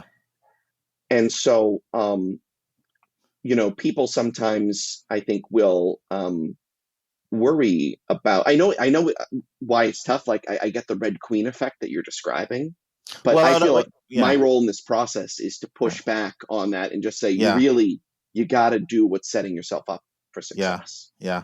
And I'm oftentimes that person pushing back on, in lots of different ways. But the reason why I said the score choice thing, lots of schools do practice score choice, right? And so let you pick and choose which scores to send. And someone's going to feel like, well, if everybody else is doing that, then I'm at a competitive disadvantage. And why would I put myself at a competitive disadvantage? And I get the goal is to be authentic. It is hard to divorce the fact that people are trying to get in, right? It's just like if you're trying to get a job, you probably try to do the things that are winsome in an interview to get the job. And so there's that fine line there between just let us see your naked self and trust us versus, well, everybody else is getting the haircut and getting a good suit and going in for the interview. And so I'm going to make sure I do that too, because my goal is to get a yes, not a no. So there's a balance there. That's true, although that's assuming that those other things actually help you. Yeah, that was a little too deep for me. I hear you. Well, no, yeah, I mean, just, I think people sometimes overdraft their essays. Right. No. Sometimes people, no question about that. No question about that. Right. We're on the same page. Yeah. No problem. Good. Kellen, you were going to add something? Yeah, I was going to say with that analogy, I'd rather get a job knowing that I was myself than not get it knowing I was trying to be something I wasn't.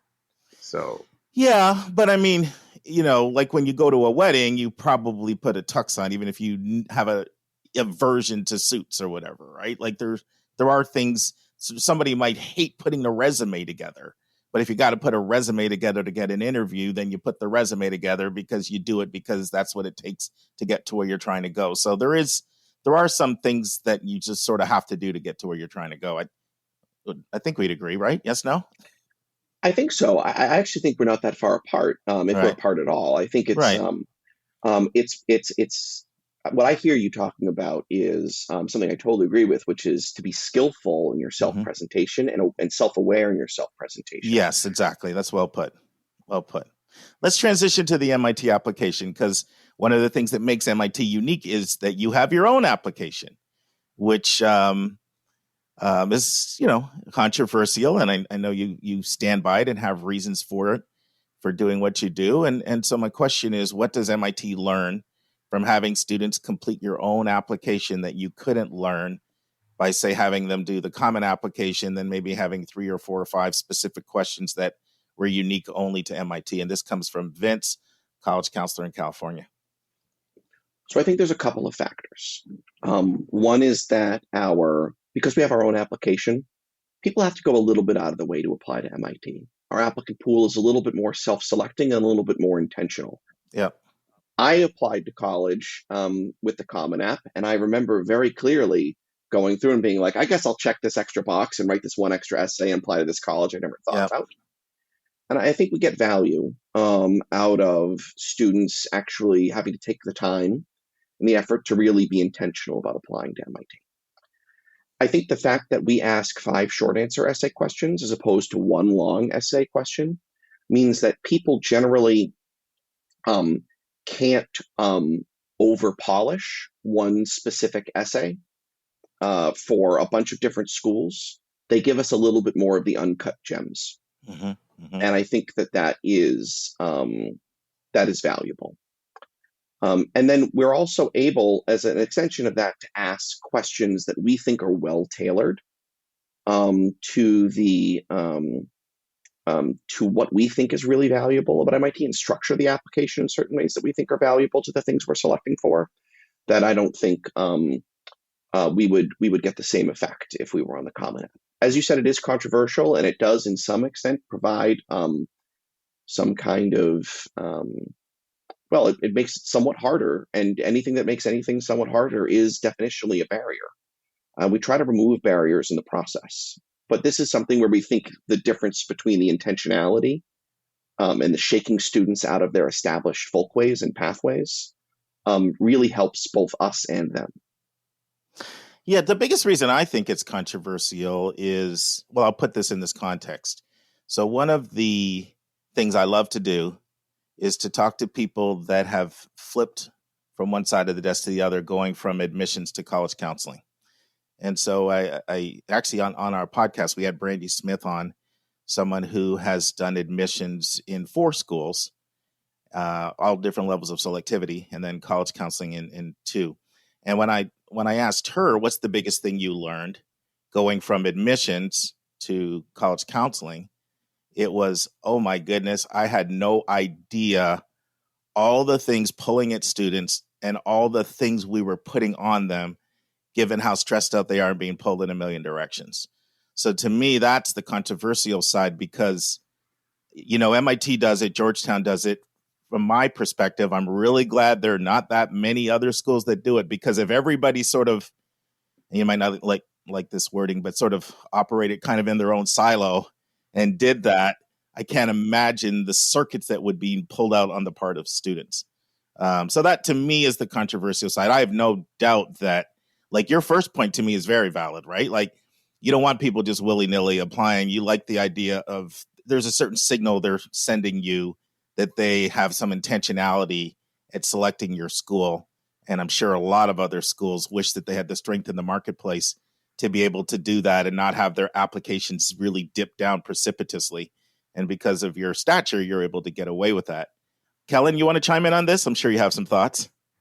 So I think a lot about like what high school students have to go through, like just by the nature of just the way we do things, from like we talked about earlier with social media. It's like we've used that as more of a listening tool than just a tool to get things out. So like between Discord and Slacks and every time we have an opportunity to speak to high school students, we do. So yeah, it's definitely something that's extra, that's added to on top of their schedule, especially if they're applying to MIT. And when you see the applications, the amount of things that they cram in those applications, even with our boundaries, Right. I get it. But on the other end, I think we can find a lot more out about a student as opposed to one essay. I like the idea of the 5 smaller essays, and then the ability to give context to every decision you made. So it gives students actually a lot more freedom to kind of tell us more. It's like, okay, you didn't take this class. Why didn't you take this class? And then they can go through and they can explain the steps that went through it, and they don't have to hope that their counselor mentions it or in their recommendation. So there's just so much more freedom in our application that I like, that I think provides students a lot of opportunities to go over some things. So, yeah. Well, one thing I do respect about it is you're clearly not playing the application game, because you could, all the research shows you could flip to the Common App and probably get another 20% more apps, which a lot of schools do it partially for that reason. And clearly you're not playing that game.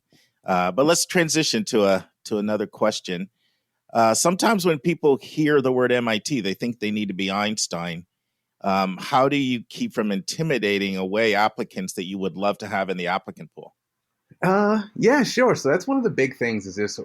We recognize that just the idea of that MIT applying there, you think that you have to be a certain way, like whether you say it's Einstein or whether you can only focus in the book or whether you have a passion in like let's say a student really loves dance or the arts and they feel like we have to give up that. When you go to MIT, it's specifically this, and that's why we're only going to talk about this in the application.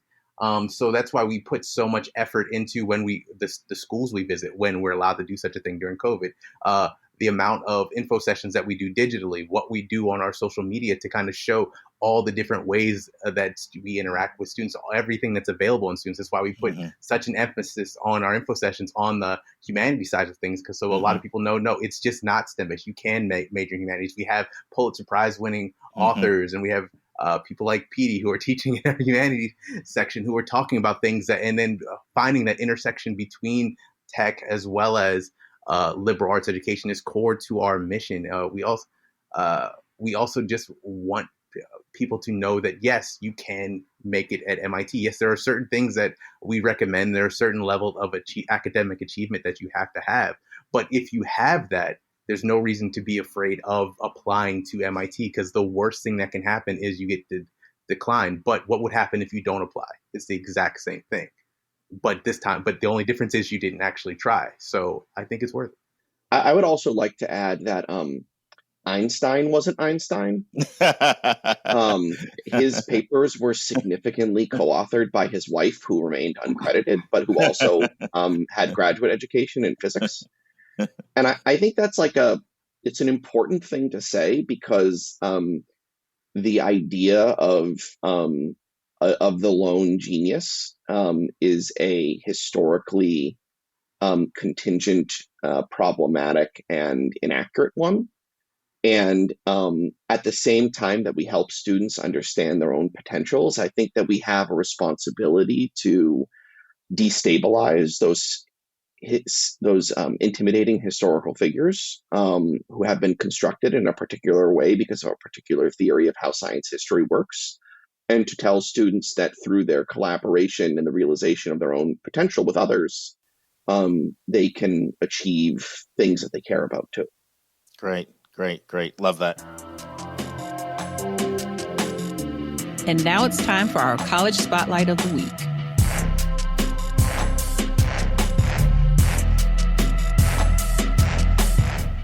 Friends, we will now resume the final segment of our college spotlight on Franklin and Marshall College, better known as F&M.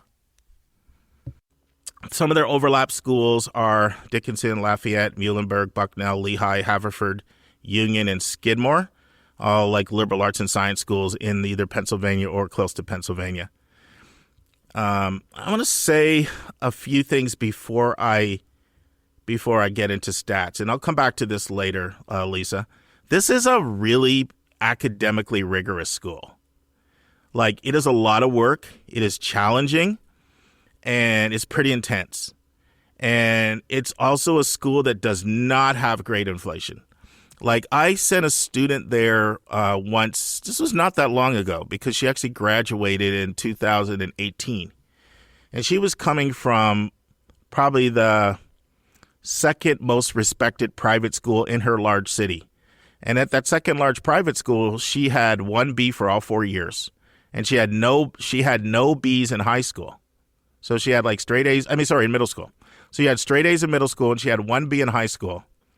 Do you know she got her first A there her last semester? Oh my goodness. Yeah, so they grade tough and the workload is tough. It's challenging. It's not for the faint of heart. So it's kind of like, that sounds very reminiscent of my college experience, just like tough grades, a lot of work. Yep. No, it's not a joke. And so let me go over their stats and then we can just have a little bit of a conversation about them. So 7720 applicants, acceptance rate 38%, but I'm going to comment on that I'm going to come back to that acceptance rate when we have our kind of final conversation. Yield 18.4%. SAT median 1379, 30 ACT median. But check this out, Lisa, only 25% submitted score. So that's off of 1/4 submitting. Now, they've been test optional for a long time. I can't tell you the year, but I know that we moved from Westchester, Pennsylvania to just outside Atlanta in 2009, and they were test optional for years before we moved. So I don't think it was in the 1990s, but it was early part of 2000. So they've been test optional for quite a while. 59% white, 16% international. They're really into international, a lot like Worcester.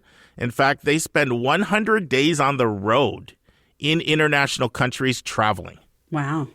So a huge international school. 9% Latinx, 6% Asian, 5% Black, 16% first gen, 16% Pell Grant recipients. 63% of students get aid. I'm going to come back to this again in a second. All aid is need-based. No merit scholarships. They got rid of merit scholarships probably, it was not the most recent president, but the one before. Certainly since I've been in Pennsylvania. Been in Atlanta. Wasn't that long ago, maybe 5-6 years ago. They got rid of all merit scholarships.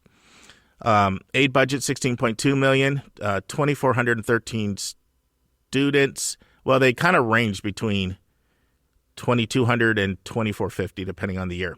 48 states, 44 countries, $350 million endowment, 13% of the men in frats, 19% of the women in sororities, 55% go abroad every year. Big study abroad school. 84% retention, super impressive 4-year graduation rate, 80.9%. Wow. So Worcester was 70, so they're 10 points higher on the 4-year grad rate. 61% of students are in the top 10% of their class, 86% in the top quarter of the class. Here's a high number, but this is common at these smaller schools. 600 students are varsity athletes, so 27% of the student body are varsity athletes. 25% of students are from Pennsylvania, and get ready for a big cost of attendance, $80,600. Yeah.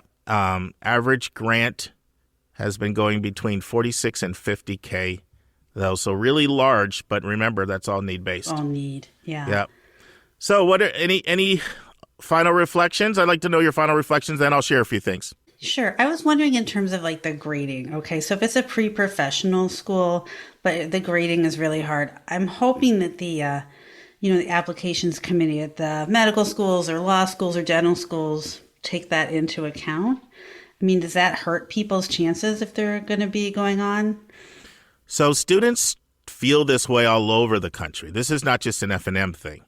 So some time ago, Princeton's president got so upset because she felt that grade inflation was so rampant, and they kept telling the professors to chill with the grade inflation, and nobody was doing it.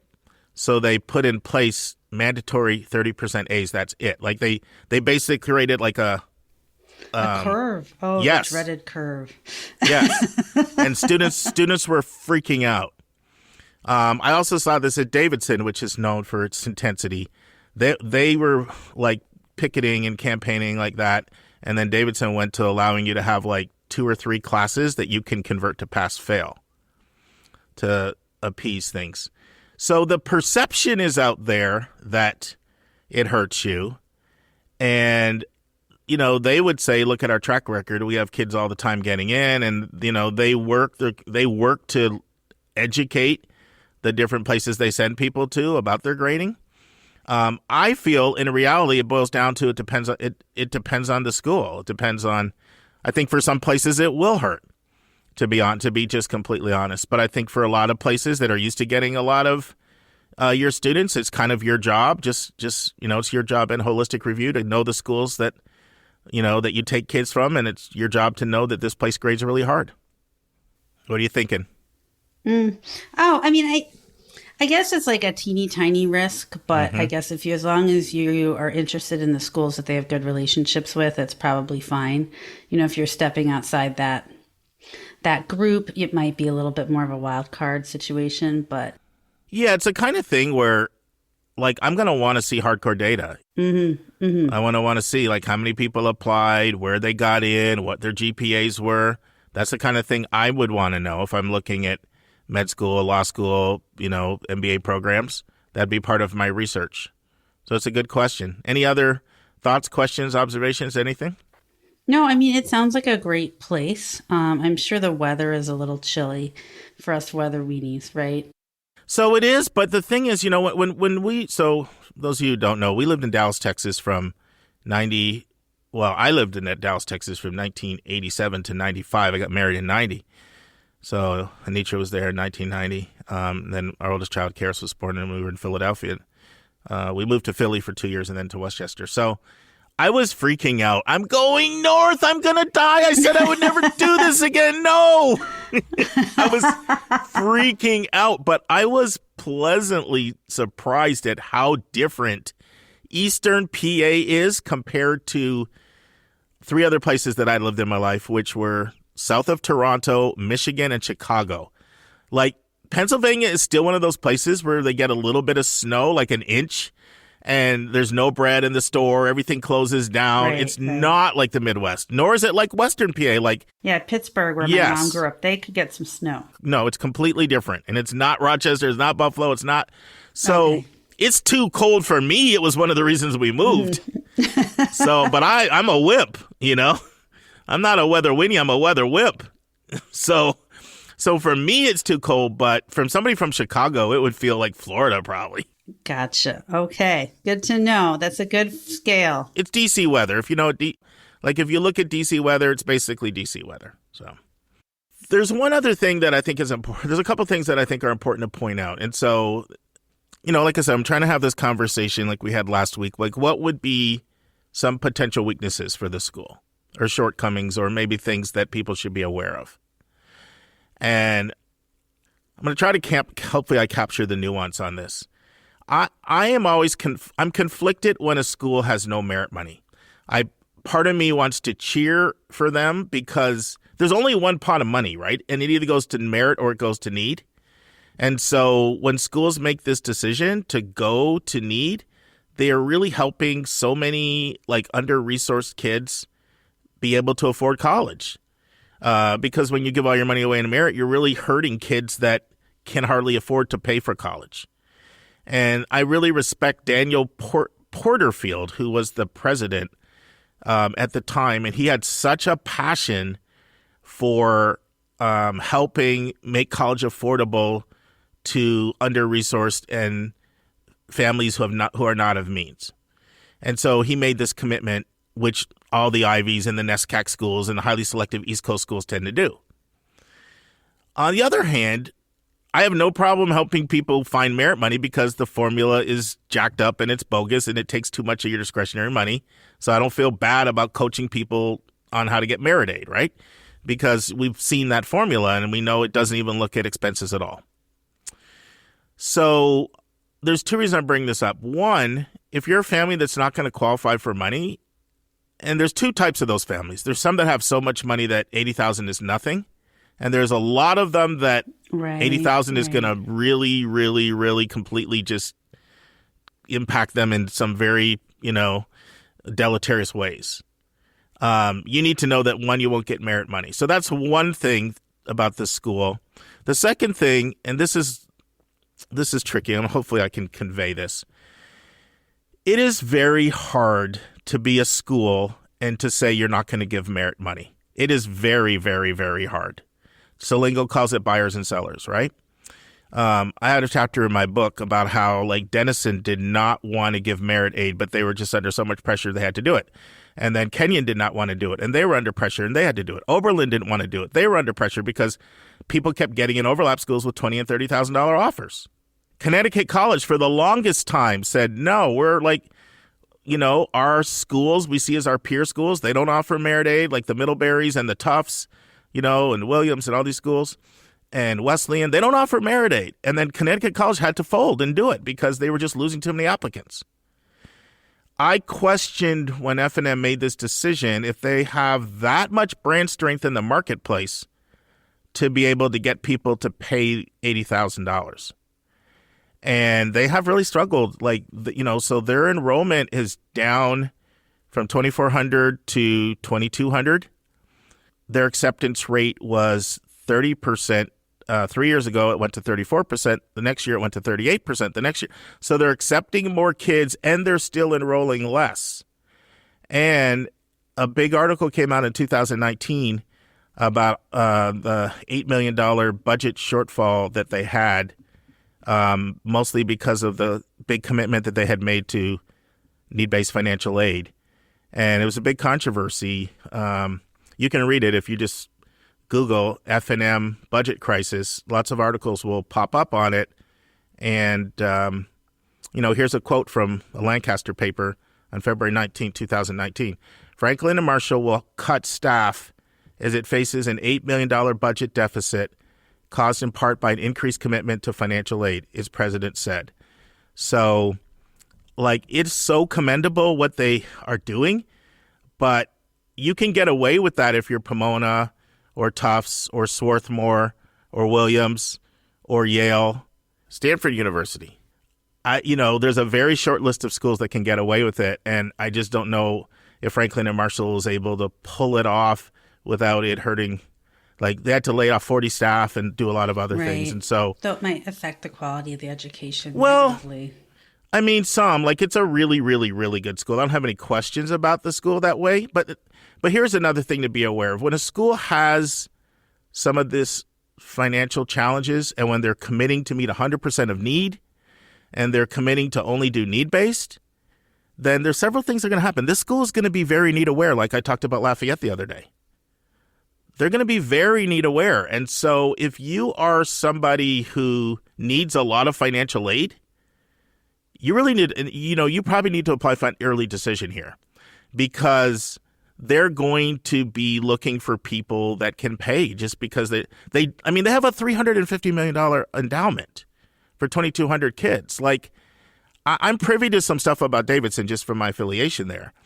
And, Davidson's one of the few no loan schools. And that has really been a challenge for Davidson to make that commitment. No loans for all incomes, meet 100% of need, be need blind. And Davidson's sitting on $1.3 billion. 4 times the money, right, for a couple hundred less students. And so something has to give when you do it. And so what is giving? Well, they're going to be need aware. I talked about that with Lafayette, recently. Someone is 6 out of class of 500, and they go, if you make under 35,000, you go into a different bucket. And, and it's much, much, much, much harder to get into Lafayette if you have an EFC of under 35,000, income of about 175,000 or less. And F&M is going to be that way too. There's not enough money for them to, they can meet full need, but they're going to be looking for people that can pay. So now here's the other thing. If you're somebody who can really pay, that's going to work to your favor. Right. Yeah, it's kind of funny, they're trying to be equitable, but in all these subtle ways, perhaps it isn't equitable, I feel like I give them an A++ for what they're doing. And I hope they're able to pull it off. It just takes it's just really hard because the way that schools get away with being completely 100% need is they have so much stature that people are willing to pay that much money for that degree. And there's just not that many schools. Like Chicago can do it, Northwestern can do it. Not very many can do it. And so, I don't know. I'm not trying to be critical. I'm just trying to point out like all sides of it, right? So Yeah, well, it's really complicated. You know what I'm saying? Like, I would imagine like the middle class kind of has a hard time with getting into or affording Franklin and Marshall, you know, and upper middle. It depends how you define middle class. So the average amount of money that family of four makes is $67,000. If you make $67,000 as a family of four, you're going to get an incredible financial package. Right, of course. But if you're making like $150 to $250, you're not going to like what you have to pay probably compared to what some other places are. And then, you know, I mean, the quality education is top notch. It just doesn't have as much national stature, and people oftentimes are willing to pay extra money for that that national stature. Like they'll pay for a Williams or a Swarthmore, and F&M just doesn't have that level of cachet in the marketplace. And so I have people all the time that tell me, I'll pay this amount for this school, but for this school I'll pay, and it's like half. Right. Which is why schools do all these things to build their brand, is one of the reasons why, because you can actually command a higher price if you can do that. So, look, it's a great school. I feel a little bit uneasy ending on this, but I'm trying to bring out all aspects of the school, and I think it's fair. I just think I owe our listeners that. Oh, no, I think it's really helpful, and it's not something you're going to get from looking at the website or going on a tour, but really trying to understand how their financial aid model works and the implications that kind of maybe aren't always what you want or what was predictable that start happening as a result of that. I mean, it's really interesting, and I think it's good for families to know, like, if that's good, that system is going to work for them or not. I mean, the good part is, like, take, for example, your Scholar Match kid. She could have applied ED here, and she would have got a great package. Right, of course, yeah. So it tends to work. It's like the barbell effect. It tends to work really well for people of lower or under-resourced students, and really well for people that maybe they have like $250,000 in their college account already, or their parents are paying, or they make so much money that they can just pull $80,000 off of their salary if they don't have savings. Like, it works really well for, I would say, people making I can't even put a number on it because it depends on how many kids you have in college. It's more complicated than I can't even put a salary on it. And it depends on your lifestyle. We all know it's not what you make, it's what you spend, right? True that. So, yes. I mean, look at Evander Holyfield, the boxer, he made over $200 million in his lifetime. And he had to pull his kids were at the same school that my kids went to high school with. And his kids had to pull out because they couldn't pay his bills. And his house got foreclosed on. But if you were to see his house, I sometimes take it to people when we're here, it just goes block and block and block and block and block. No, it has 2 bowling alleys in it, 2. In the house? Yes. Wow. I mean, even 1 bowling alley seems excessive, but 2, I can't imagine. I'm only bringing this up because it's not what you make, it's what you spend. Like the school that my kids went to private school at, it was under $20,000. It's over 20 now, but at the time it was under 20, and he couldn't afford that, and he made over $200 million. Right. So it's not really what you make, it's what you spend, but it's a great, great, great school. Just know that if you're somebody that, if you fill out a net price calculator and it says, ooh, I have to pay 50, 60, 70, and I don't have that money, then F&M's not going to be the place for you. Right. Now, do you have any concerns about their longevity in terms of the, financial shortfalls of 2019? No, not at all. Because this is schools, but this is it's steeped in history. Yeah, it has like long pipelines of people, especially from that area, the Mid-Atlantic, from Pennsylvania, from New Jersey, from New York, from like Connecticut, a little bit of Mass, from Maryland, from D.C., that know how good the education is. And to be honest, worst case scenario, they would do what other schools have to do. They would say, we tried to go no merit, it just didn't work. Like a lot of schools that have gone to merit, they really did not want to do it. They didn't want to do it at all. Those Ohio schools didn't want to do it. They were very public about it. Kenyon, Oberlin, and Denison, and neither was Connecticut College. They just said we just can't really compete. And so worst case scenario, they would just change their policy before. I mean, this is a school with like 250 years of history. It's not going anywhere. Mm-hmm. Awesome. Well, hopefully you guys liked 104. It's in the books. That's right. It's special 104. Special 104. Thanks, Lisa. Lisa's question prompted me to do a little more research on F&M. And I found that the medical school acceptance rate for F&M students that have a 3.3 GPA and an MCAT score in the 67th percentile is a very impressive 89%. Wow. So it's fair to say that their stringent grading is definitely not keeping kids from getting in med schools. I also learned that mid-career earnings average $130,000. So that does produce an alumni base that's willing to pay the price of the school. And I did forget to say that public health and economics are two of their top majors. And the last thing is, this is one school where it's not harder for the ladies than it is for the guys. The acceptance rate for young ladies is 5% higher than it is for the young men.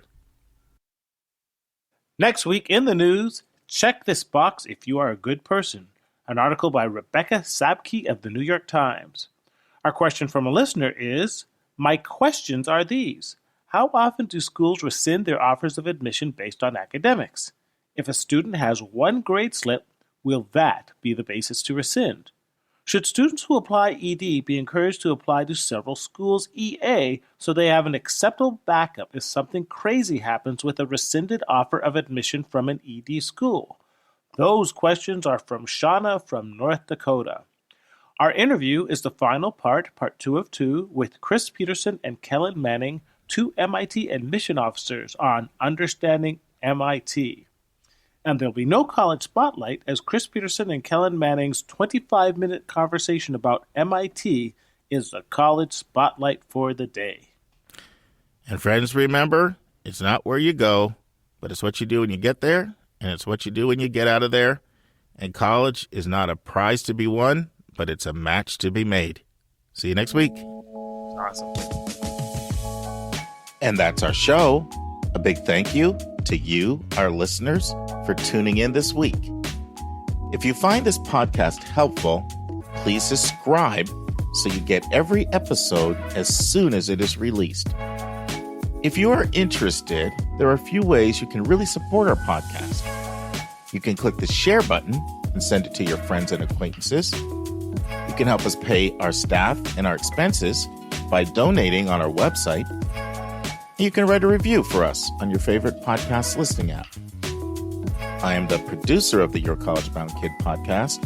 We have a fantastic team of 9 people.